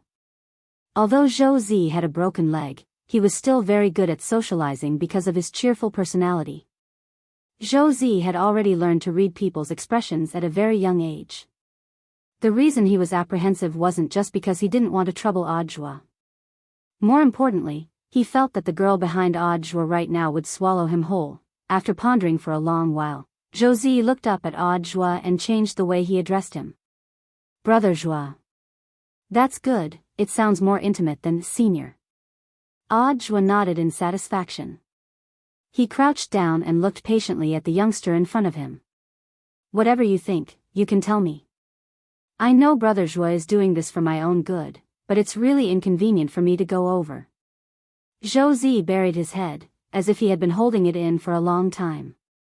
In the end, he suddenly raised his head and summoned up his courage to say, because I don't want to be a third wheel. Third wheel? Sister-in-law will mind if I go over and live there, right? Zhou Zi looked at Audhua. After he said this, Audhua burst out laughing on the spot. In contrast, Ryoko Kamiya, who was behind him, clearly hadn't expected Zhou Zi to suddenly bring this up, and she stamped her foot shyly on the spot. Who's your sister-in-law? Then, she quickly left the living room with a red face.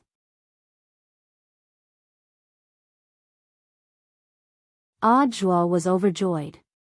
The more he looked at Zhou Zi, the more he liked him. This young man had a bright future ahead of him. He knew how to read people's expressions. But there was one thing he didn't quite understand, so he asked, I don't think I've ever told you that she's your sister-in-law, right? Why would you think that? So she isn't, it seems I was rude. I'm sorry, Brother Zhua. Zhou Zi scratched the back of his head in embarrassment. I'm actually very sensitive to smell. I actually sensed it the moment you walked in. The shampoo and body wash you use all smell the same. This means that you two are living together. Then if she's living together, she could be my little sister, right? Audhua laughed. No. It can't be your little sister. Sister-in-law clearly looks at Brother Zhua differently. What little sister would get jealous? Zhou Zi said in a low voice. You think she's jealous? A little, Zhou Zi nodded. But is she sister-in-law or not? Audhua rubbed Zhou Zi's head and smiled coldly. Don't worry, she will be soon. As for you, your first task now is to go back with me and plant legs. But, there are no buts. There are no paths in this world, but once you have legs, you'll have a path. And once you have a path and legs, you'll be able to widen your path. Audio's logic was so strong that Josie couldn't refute it. You're tuning into the Journey of the Soul YouTube channel. Don't forget to subscribe and join us on this journey to catch the most captivating stories.